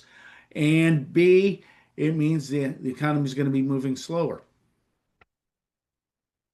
Yeah, no, I agree. I do agree. But when I think in terms of, money's got to flow somewhere, right? Where is it flowing? Are people just putting it in their pockets eventually? I mean, right now it seems the equity markets, even though they're off their highs, they're still pretty robust. Bonds are all over the map, and then gold seems to be, a favorite market these days. Gold has been extremely strong. And if you look at the dollar's been a victim of this. So what they're doing with their dollars, and if you look at Bitcoin, they're getting rid of dollars and turning it into something else. Be it gold, the stock market has this built-in amount of 401k money that comes into it once a month, twice a month, once a week, however people get paid. That tends to keep a little bit of a floor on it. Yeah. Now, the speculative side of the market, when safety begins to pay more, it's much easier to move to safety when there is uncertainty. And that can start to create some real air pockets here. But if we look at our bounce level here, we had a pretty healthy bounce. And at some point, unless we go tearing and ripping, making new highs, which would require interest rates coming down, inflation fears coming down, and no tariff fear, that's the three things you need to see to get the market to make new highs. Unless that happens, at some point there's going to be exhaustion and the market could drift into, a bit of a summertime bear here. Maybe not a violent correction, but we could just have this situation where it's kind of like trying to go up a greasy hill. The market gets up a little bit, slides back, gets up a little bit, keeps sliding back. We could definitely fall into that. And if you're a short-term trader, you have to operate from that perspective, like that short that Sara did earlier today. I like that trade, and that trade may have bigger potential as the day wears on here. But again, it's Friday in front of a holiday. It's Friday at the start of summer, so things get choppy, and when you get choppy, they get less predictable. Yeah, I mean, I'm looking at this. This is a daily candle on gold, and I think I learned this from you. I'm focusing on the stochastics down here, and I see that crossover kind of in the middle of the stochastic range right now, Yeah. cross up, and that's a really good. This turned out to be a really good signal for the last 5 days, and Yeah. then we have our 21 EMA and our 8 EMA crossing above the 21, crossing above an anchored VWAP. And so, I think about this long term. I'm also going to think about hey, we have, all right, so now we have a June 1st deadline for the EU, and then we still have the China deadline, and I think that 90 days ends, I think, July 9th or 10th.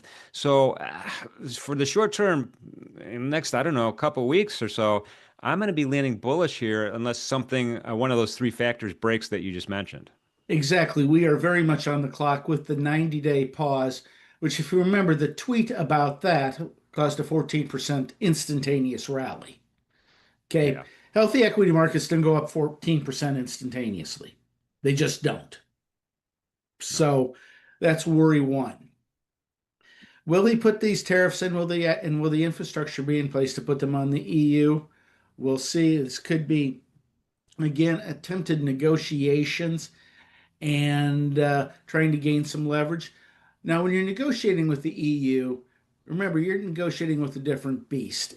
The EU is a little bit like the United States, and they have their capital in Brussels, etc., but it's really not. You have 27 different countries. They have to vote on all of this. Getting a trade deal in place with the EU, if you could get it done in 36 months, I think you're doing well. A real I agree. I insight. mean, we saw that with Brexit. Remember how long Brexit took? I mean, they couldn't even get a divorce quickly. No, exactly. And this will be just just as complex and just as difficult. And Mr. Trump has a gratification need. He likes to see immediate gratification.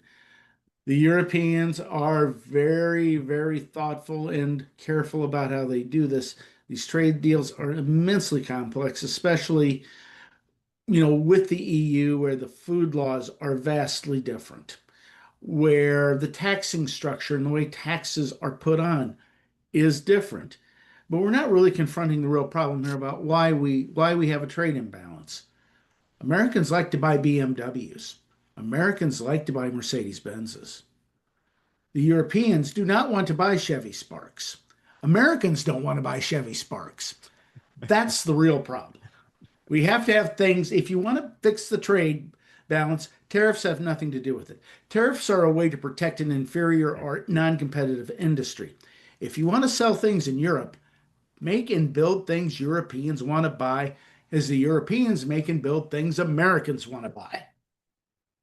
Yeah, but I mean, right. But right now the logic is, oh, we're going to make so much money on equalizing trade relations with these tariffs that then now I could cut taxes, and it's going to be a net win for us and a double benefit for the United States. That's kind of I don't know if anyone's buying that, but that's kind of That the message. that is rhetoric, and that is good populist political rhetoric. What I just said about we have to change our ways and build things that the Europeans want to buy would not get me elected to public office. But Yeah. saying we're going to put tariffs on things and we're going to be able to cut taxes is utter hogwash.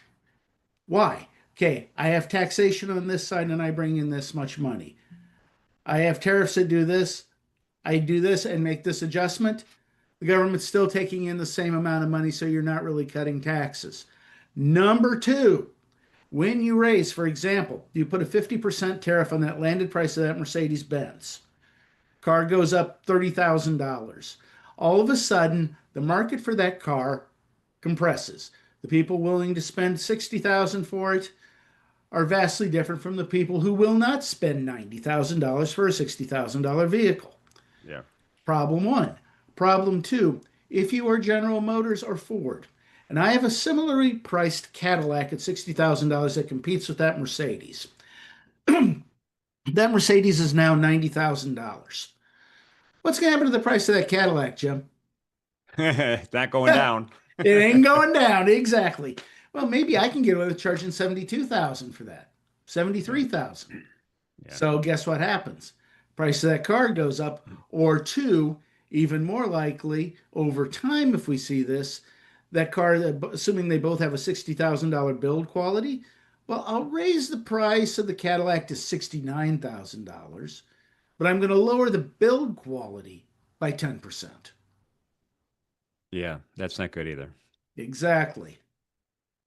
That's not good either. All right, let's before we get into the main asset classes that we usually cover, I want to throw the Bitcoin up here. and just kind of talk about this. I mean, the last 5 days, with exception of today, obviously, we had a big run up, making new highs here in Bitcoin, breaking all records. Moving averages are, pretty, steepening. Yeah, today we have a little bit of a pullback, but we do have a buyer's wick today pushing us back up. This market is getting investment. There's money coming into this marketplace right now, and it's looking super strong. What do you think is happening here? Well, number one, you have the problems with the dollar. So that naturally that creates a tailwind for the Bitcoin. No question about that. Second thing you have is we have all of this buzz around Washington with the meme coins and legislation and banks looking into it. Translation is an Yes. increase in legitimacy of this, and Mhm. that is attracting dollars into it. And that is, this top is looking, this is ferocious. I would not stand in front of it, but I sure don't want to be caught underneath it when something happens to pull a pin. Because as we know, these markets, all markets go up and down. This one especially can do that. So if something were to change this fervor or tone, and it could be any one of about a million things, you have a lot of latent profit in here that could be readily taken. So, what do you think about? All right, so I'm going to throw out another theory here. So, the S&P is a U.S. stock index future. The DAX is a German one. Euro stock 50 is, Is EU. there's borders, right? So there's Right. Nikkei. So there's borders in these different sub categories in the equity world. And with the Bitcoin though, there's no international border, right? It's a cyber currency, or as they call it that. So the whole world probably looks at this a little different than they would S&P versus the Russell versus the Nikkei versus the Kospi. Exactly. There are borders, and granted, inside the S&P or the DAX, you have multinational companies, but there are borders and there are tax regimens and different things going on with that. With Bitcoin, it's the wild, wild west. We don't have regulation. We do not have, borders to contend with. So yes, it can pull money from the entire world. That is the one unique thing about Bitcoin, in that it has a fungibility that goes beyond things like airline miles.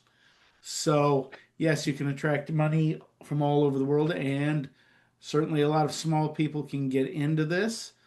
So it is a new and completely different, unique thing.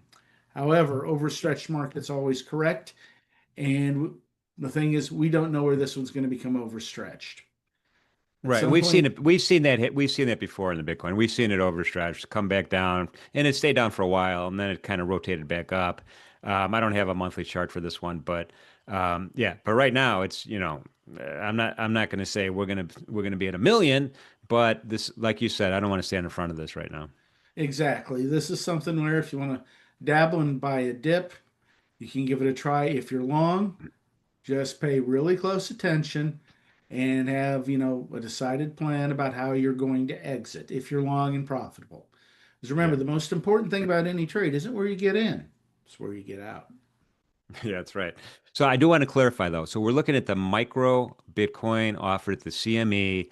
It is a highly regulated and it's relatively liquid marketplace, folks. I mean, it's a CFTC entity and it's a great place to be. So if you want to participate in this type of market, in my humble opinion, and I know I'm biased because this has been my life, but in the futures market where you have that CFTC, NFA, CME group, clearing all the bells and whistles there, Yeah, you have, it's a great place. yes, you have all the safety measures in place in dealing with something where with the Bitcoin by itself, you were dealing again in the wild, wild west. But again, having the exchange there as regulators and being on top of things, having the CFTC there, people paying attention, that certainly affords a special and unique kind of protection where if you buy actual Bitcoin, every day I see stories about people getting their Bitcoin stolen out of their wallets and everything like that. This protects you from all of that. The only wallet I have, Sterling, is in my back pocket right now. That's the only one I've got. Well, that's good. I'm glad Mrs. Kaggs doesn't have it. Oh, believe me, she's got the, well, no, I don't want to talk about that. Anyway, all right, so let's rotate a little bit. Let's talk about treasuries. I'm going to throw a 30-year treasury bond up. You mentioned that 5% yield. That we're probably not over it right now in the cash world. But we are in this trend channel that is sloping downward. Even though we have up days, we have down days. Moving averages are moving down. The stochastics are tangled in love right here with no real direction. And today we're going to end up with a doji. It looks like a doji hmm looking like candle. Yes. Again, we saw rates when the stock market was early, when we saw the initial pressure, rates came in pretty nicely. I think the last time I looked at 30 was at about this level, is about 502 or so. But clearly, strength is being rejected by this market. Clearly, we are in a bearish downtrend. And that means when we see the futures go down, that means rates are in an uptrend.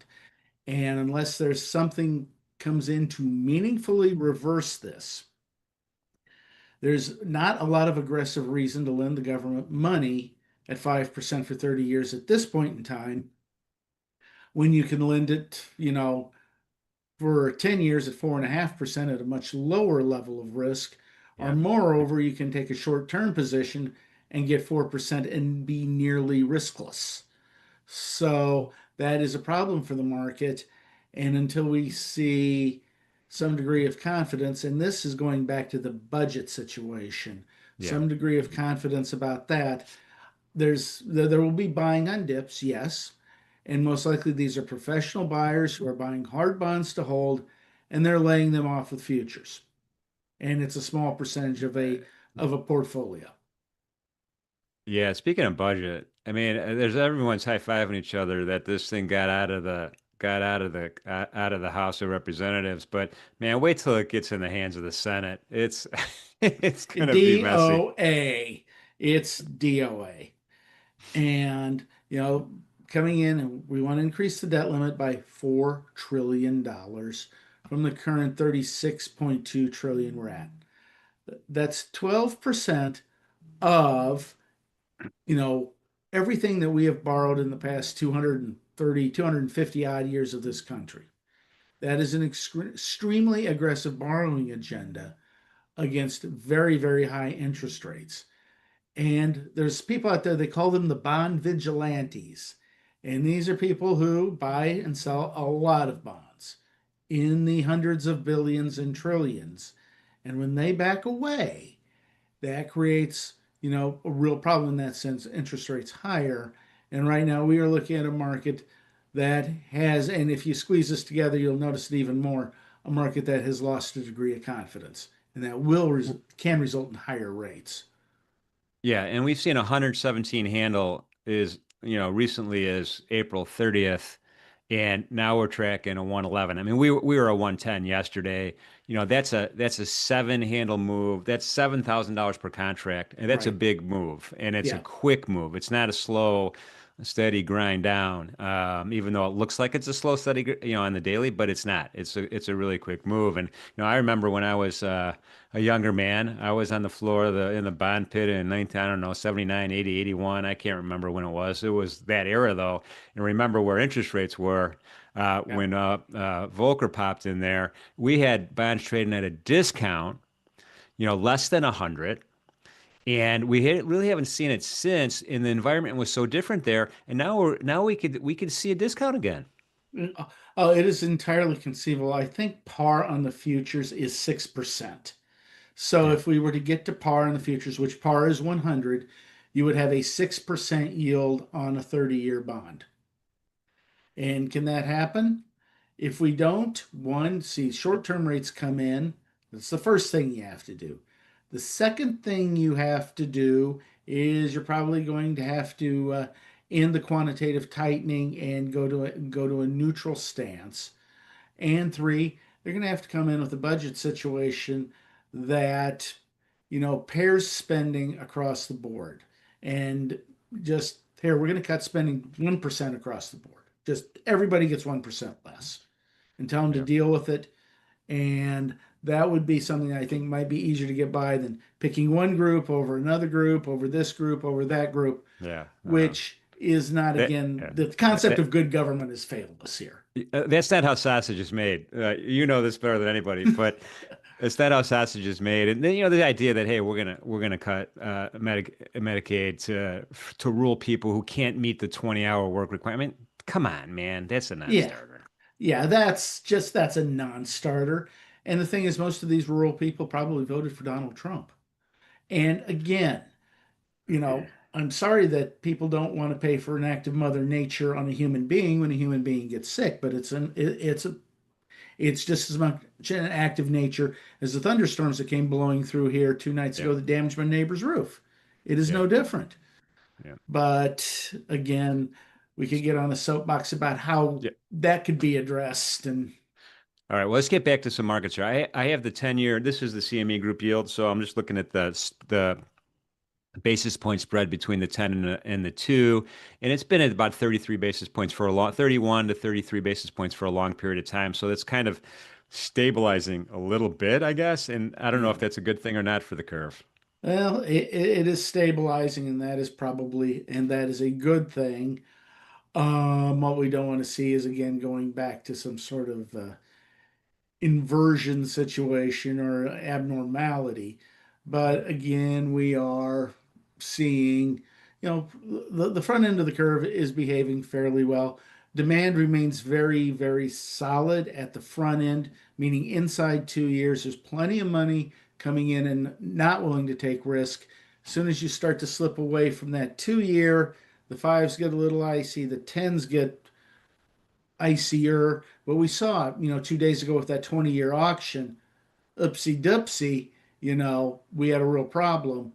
And so the longer end of the curve is getting nervous. What would be very problematic if that were to spread, to the tens to a greater degree, or worse yet, into the fives. That would be a Yeah, the real 20 years, I don't know how bad it was. I mean, it was like the January auction.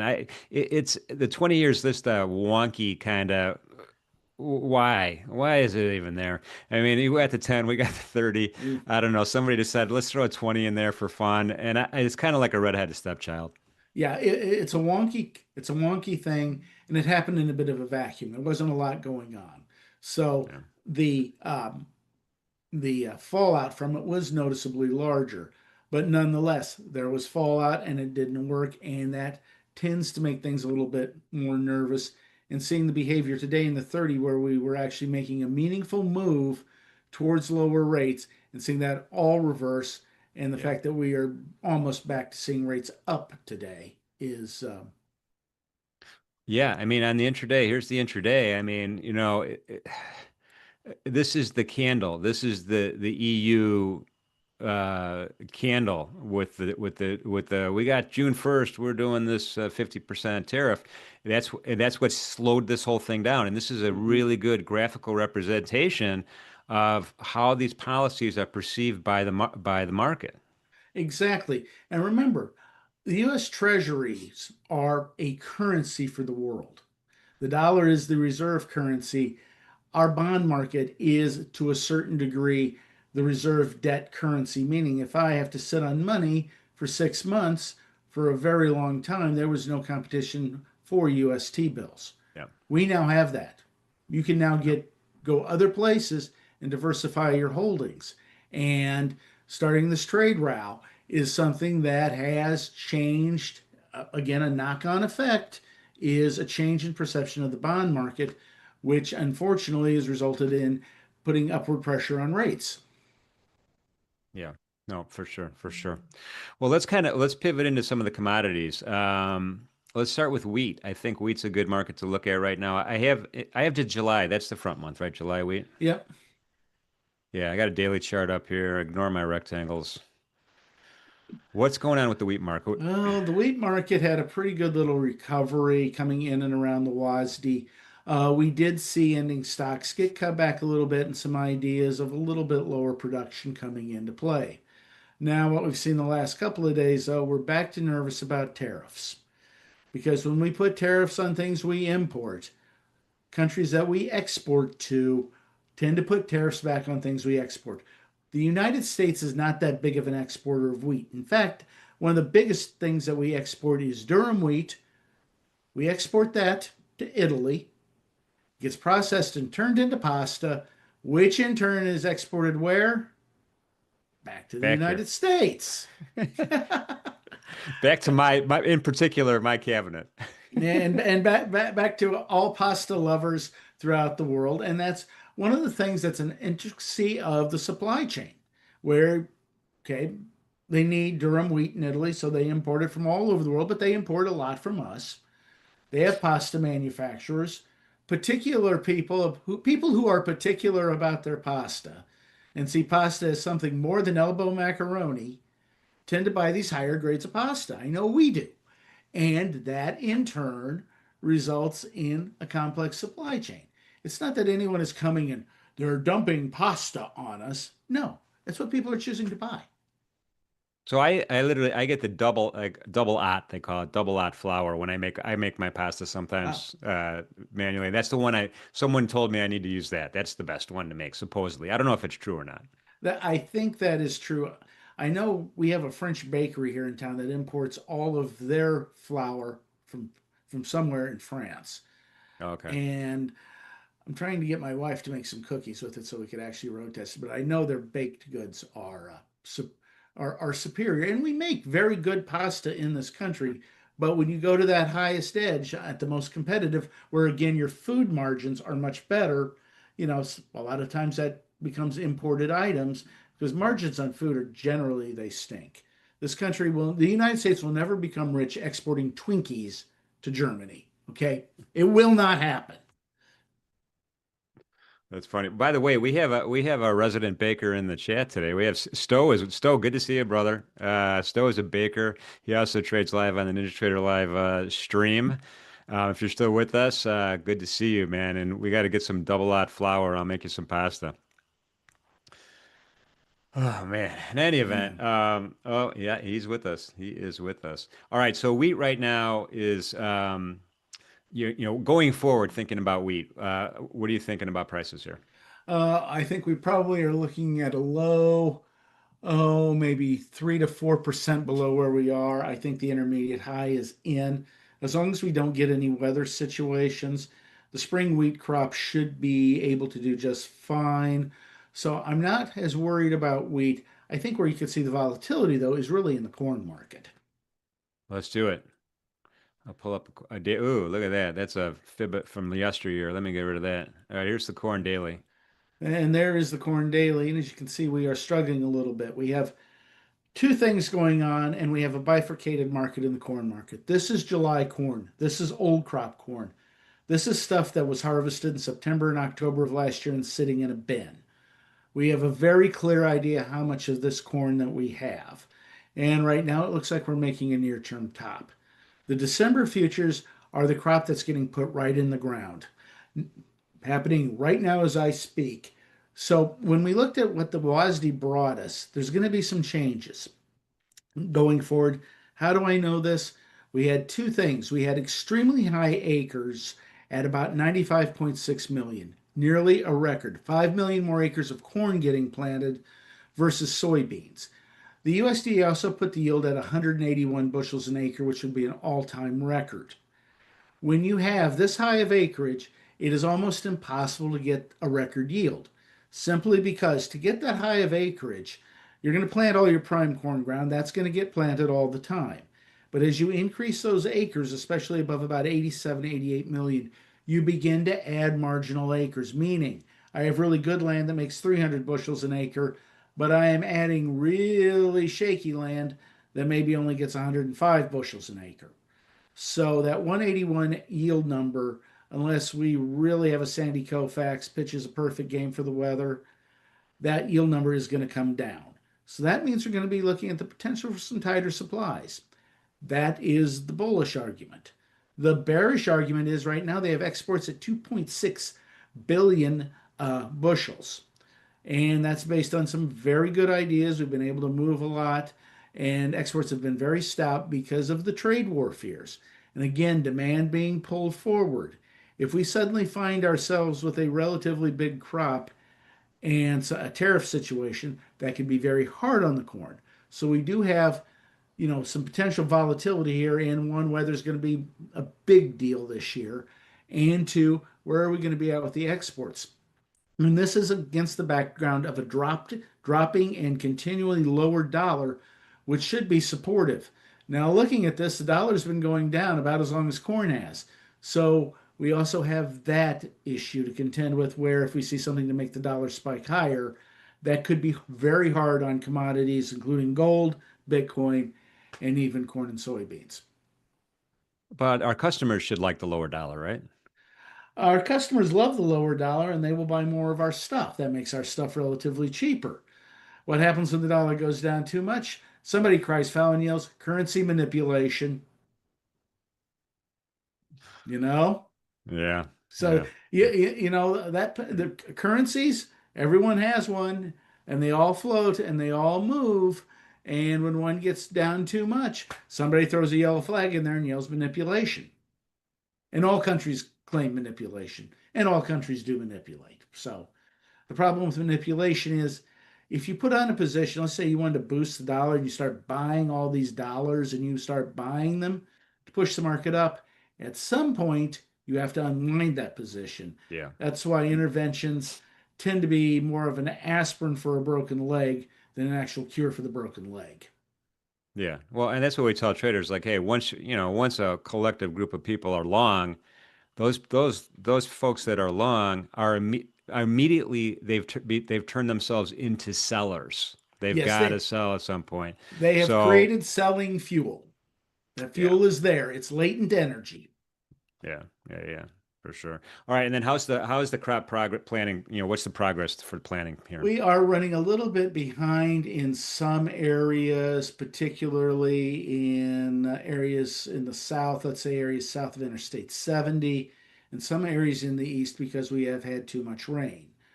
Around here, the rains were welcome. We have had dryness issues, and if we move into a wetter pattern, it will be highly beneficial, especially for things, let's say, west of the Mississippi. So that is the good news and the bad news. The other thing, we do have a much higher potential this year for severe weather, meaning we have hail, wind, things like that. Right now, it isn't too big of an issue because most of this stuff is just barely in the ground or emerged, so hail isn't a problem. 6 weeks from now, it's a completely different situation when you have young plants Mm-hmm. and they get hit with hail or high winds that can be extremely disruptive at that point. Yeah, that makes sense. Don't tell me about the hurricane season here down here. I don't want to know. I don't want any bad news. Well, here's one thing I've noticed about hurricane seasonal predictions. They're not very good. It's just difficult. We're going to have a record number of hurricanes, then we don't have any. Oh, it's going to be a quiet season, and and there's a run on sterno for everybody. So it's Yeah, no, I hear you. So before we move on in the commodity world, Aslam's he said, Jim, could you, if you could just jump back to the ES chart and share some thoughts on the current candlestick move and the initial balance? Yeah, let me do it. Let's do it. I'm going to go to the E-mini S&P right now. We'll get to that intraday chart flowing right here. Looks like buyers are coming in. So where are we at here? Now, it's a weird time of day, right? So we're going into the lunch hour. Keep that in mind. The volume actually picked up a little bit today. So this is a 30-minute candle right now. And again, we don't quite have, there's a move afoot for sure. We're starting to get a little bit of volume generated in our low volume node. LVN is Stowe would call it. We're starting to get a little bit, but nothing to write home about yet. That midpoint of this candle is going to be big. I want to see a close above here. So if this candle were to close right now, in 20 minutes would be closed right now, that would give me a little bit of excitement about continuation to the upside. But keep in mind, we have a couple targets on the upside that are in the way, right? We have a gamma level, a gamma exposure level at Jax 3 at 58.25. Previous session's lows are right above that. That's 58.28. That could provide some resistance. Jax 2 right above that, and then the S1 pivot right above that. So if we do get some momentum on the upside, it doesn't mean we're going to be going to all-time highs because we have all of these different kind of levels of resistance that traders are going to use to sell off.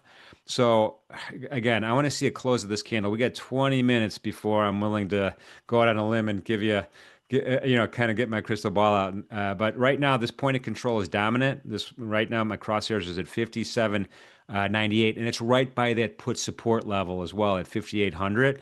So I'm not so sure we're done with this level down here just yet. I want to see a green candle close a little higher. So hopefully that helps. That's my opinion anyway. I don't know. What do you think, Sterling? Well, one, we are at a weird time of day. The old nude balloon is in place and it's quarter to 12 in New York right now. Second of all, it's Friday in front of a long weekend. How many people are going to go out to lunch and not come back? I would wager a lot of them. Most of them. So, I'm not going to raise my hand because my boss might be watching. the door shut so the cat can't tell me what to do. So I'm okay with that. But when markets get volume comes down, it can get very, very choppy, and you could get a false breakout to the upside. My inclination is here, if we can't make it all the way through your control, through your gray box there, and hold it for 30 minutes, we could very easily see this just slowly start to melt back and drift back towards the lows. That seems to be where the buying interest is. And unless we see something to really cause some strong momentum here, I don't know why I would want to be aggressive buying with 3 hours to trade in front of a long weekend. No, I think I love that. I love that scenario. I just threw a fib in too. We're right at that 50% retracement. One other thing, as I'm saying your name wrong, probably. I apologize, but the 61.8% is kind of on an intraday for me is key when I think about trend reversals, right? We start closing above that 61.8, then I'm no longer saying the trend is bearish. I'm thinking the trend might be a little bullish. We're not, again, and that's right in that area of interest there where there's all sorts of orders and people ready to pounce. So yeah, and why with risk on, risk off rather, why go through the weekend with a position when you could just put it on Sunday night if or Monday night, I'm sorry, if the coast is clear, so to Yeah, speak. and again, the long weekend, we don't know what we're going to see, but a lot of algorithmic traders are going to be looking at 61.8, and if the market cannot consistently take that out, close a couple of bars above it, the machine isn't going to have too much of a problem trying to sell it here. And again, this market kind of strikes me, as we saw in the open, when people are selling, no one's in a big hurry to get in the way. So if this thing starts to reverse, I don't think anyone's going to be in a inclination. Oh, I got to get me some of this for the weekend. I don't see that happening. Yeah, and I'm gonna even go. I might as well go out on a further limb while I'm at it.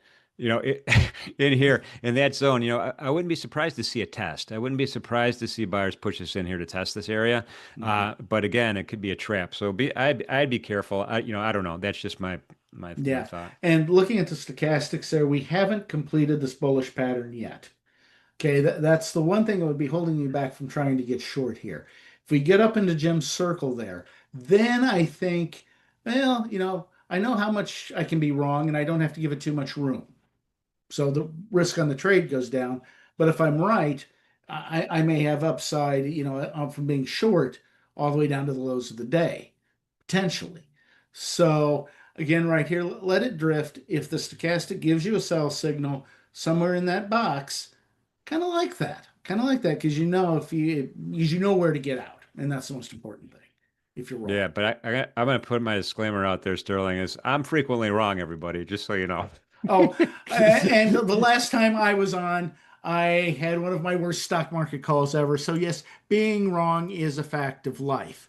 And trading is something where you need to have a memory, but you can't have too much of a memory, otherwise you will be forever in pain. So it's a thing you have to learn and understand and accept.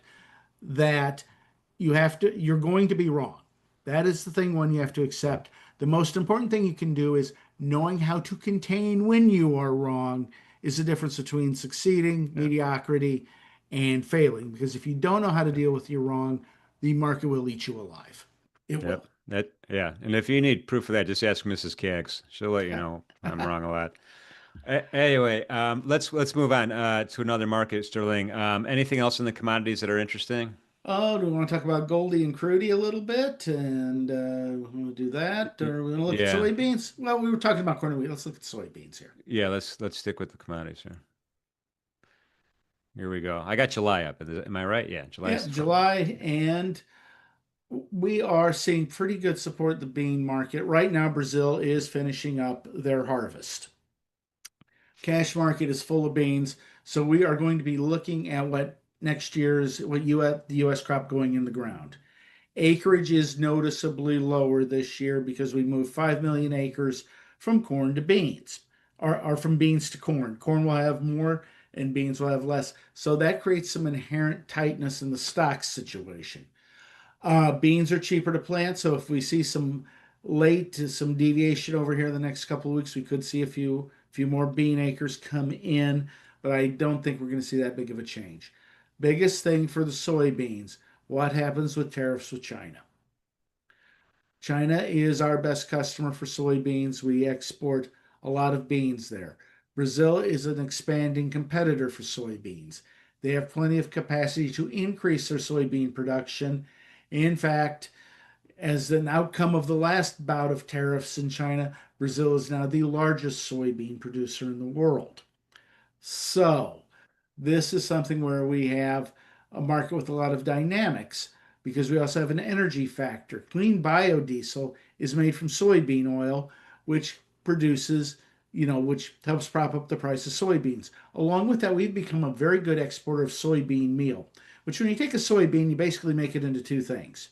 You get oil out of it, which becomes salad dressing, diesel fuel, margarine, and other things. So when you're eating, that margarine made from soybean oil, remember, move the molecules around just a little bit, it's diesel fuel.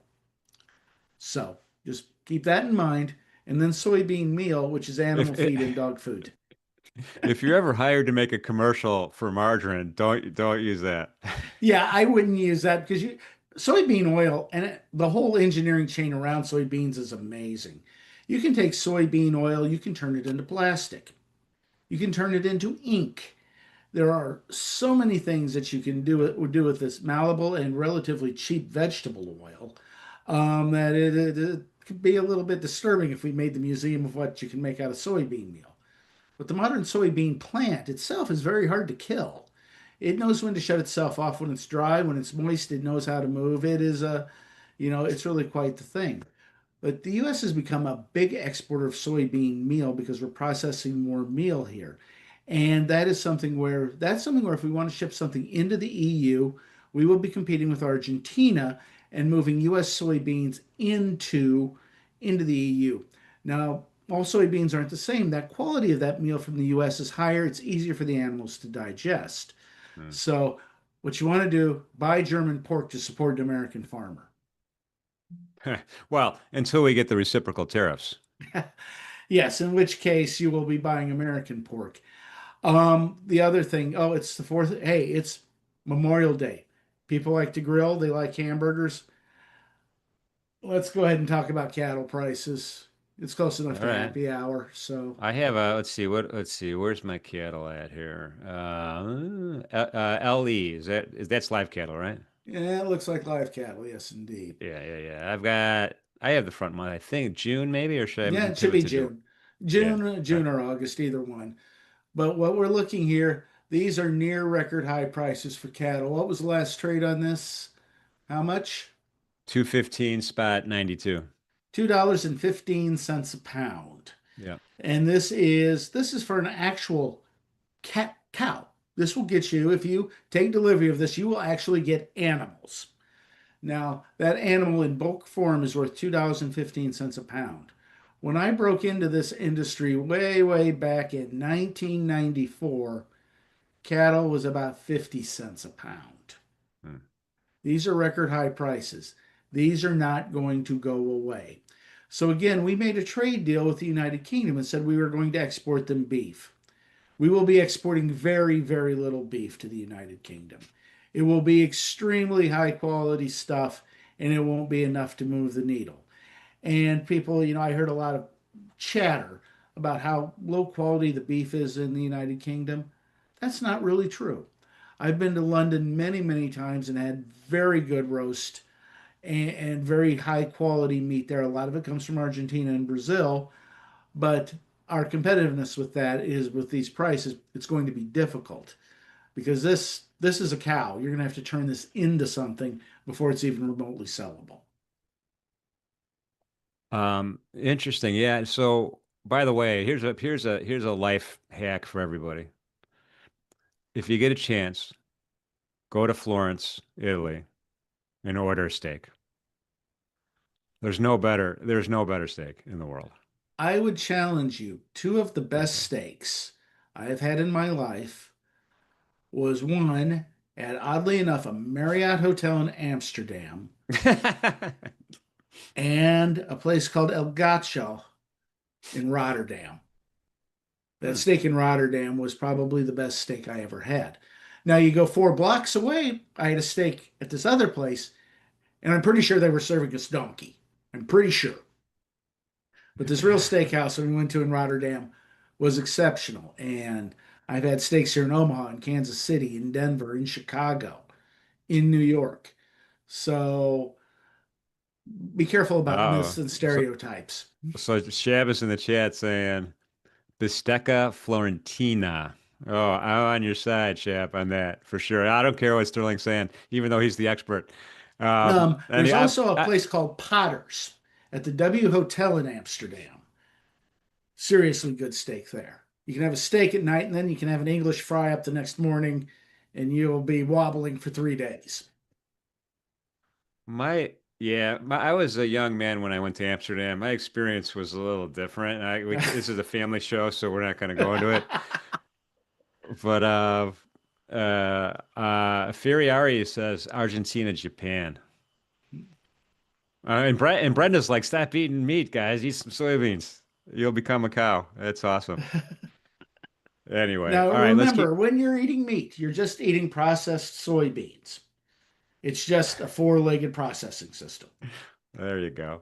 All right, so let's roll over. We have a few minutes left. Let's touch on crude for sure. There's a lot of stuff going on in the crude market. I'm going to throw up that daily candle chart right now. I have a three-tiered kind of chart here. There's double bottom that we saw back in the 55 handle. We have the upper band around $65 right now, trading, kind of oscillating in the middle, and then right in the middle here. I have an area of support resistance zone, I'm going to call it the demilitarized zone. We're kind of trading right above it right now, going, I don't know, kind of tight, kind of sideways. We're sideways. And the lows, the crude market, unless something really goes haywire, I have reasonable confidence about buying dips around the bottom simply because you're below the cost of production. And the oil companies aren't going to let that stick for very long if they can control it. Okay. Yeah. Simple business fact. If I'm not making money processing and pulling crude oil out of the ground, I will cease and desist from pulling it out of the ground. Very simple situation there. The upside, due to the tariffs and all the economic uncertainty, again, is very limited unless we have, again, some sort of fallout. You may have a market in here that has a viable trading range. If you're really, really sophisticated and really careful, you may have a situation here where looking at selling some options might be on both sides of the market, might be something that you could potentially do. Again, that can be extremely risky, but if you understand the risks, know what to do, there may be something here that you can work with that as well. Yeah. All right. I stick to the futures market, guys. That's my best advice here on crude oil. So we'll see. We have the summer driving season coming. I guess are the new blends, are summer driving blends still a thing, or is that the administration? Oh no, they're still a thing. They're still a thing.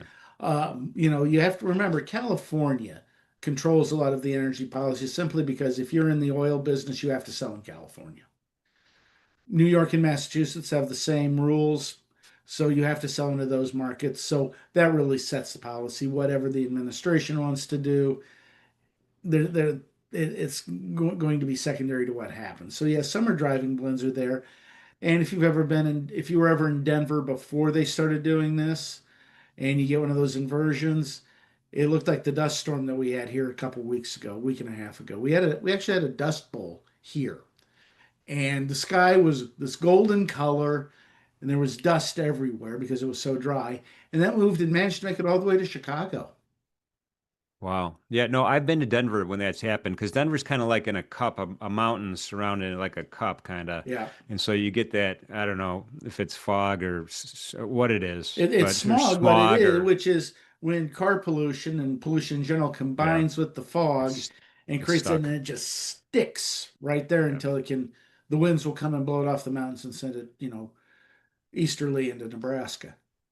Yeah, no, it is a crazy thing. So there's speaking of California, maybe they're going to buy some more. They'll be even bigger purchaser now with the new EV, EV law that's floating around. Supposedly is going to be signed.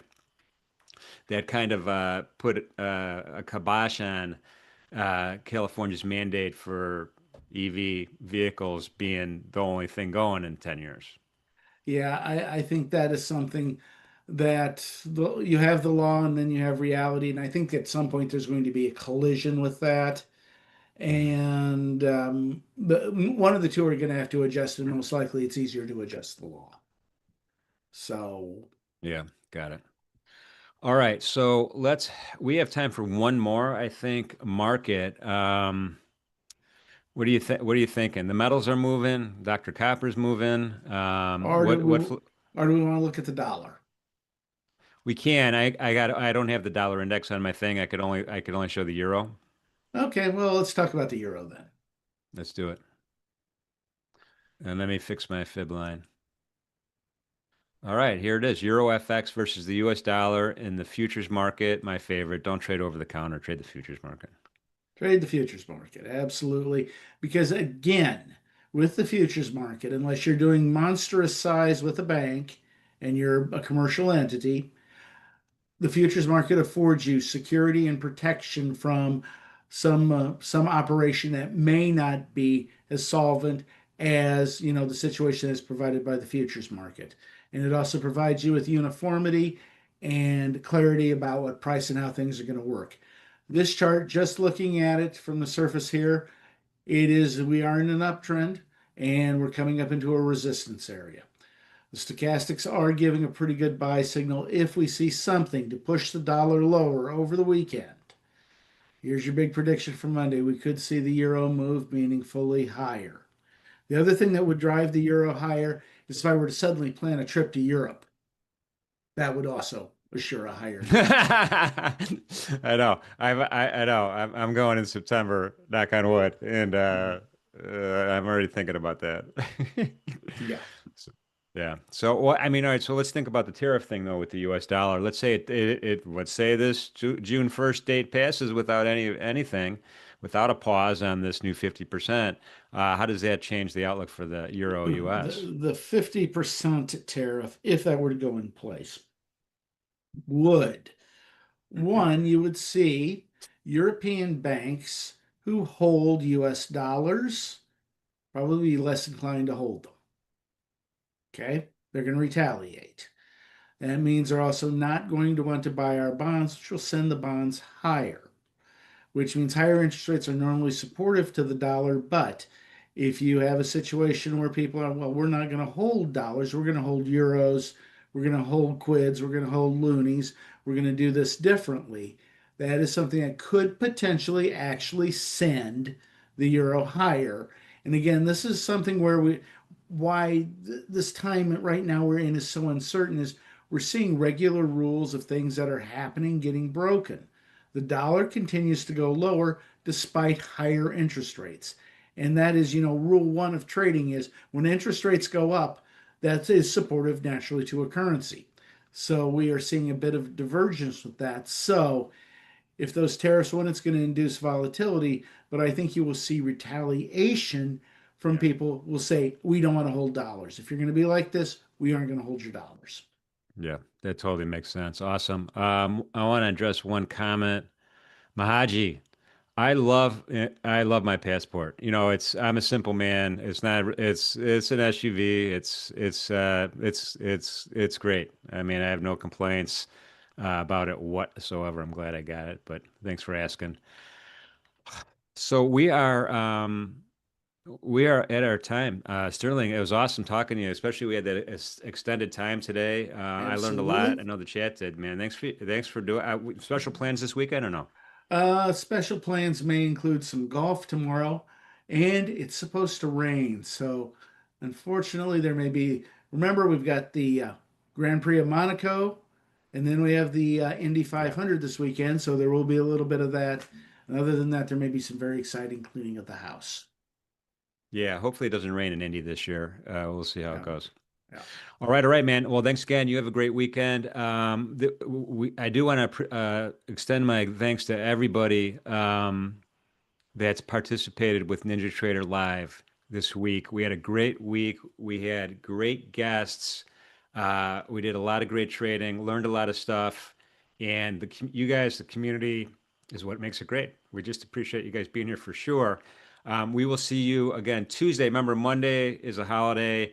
Yeah, there's a little bit of a Globex session there, but it's usually kind of junky. So be careful if you're going to participate in there. Remember, those markets close early, so don't get stuck in a position if you decide to do something. Me personally, I'm waiting until Tuesday. Tuesday morning, 8 a.m., NinjaTrader Live. Me, Deli Shy, with a whole great group of guests are going to be hitting it hard. So, in the meantime, and this is especially important going into a long weekend where everyone's celebrating. I remember the most important message of the day. Please be safe out there. Be good to each other. Thanks for coming.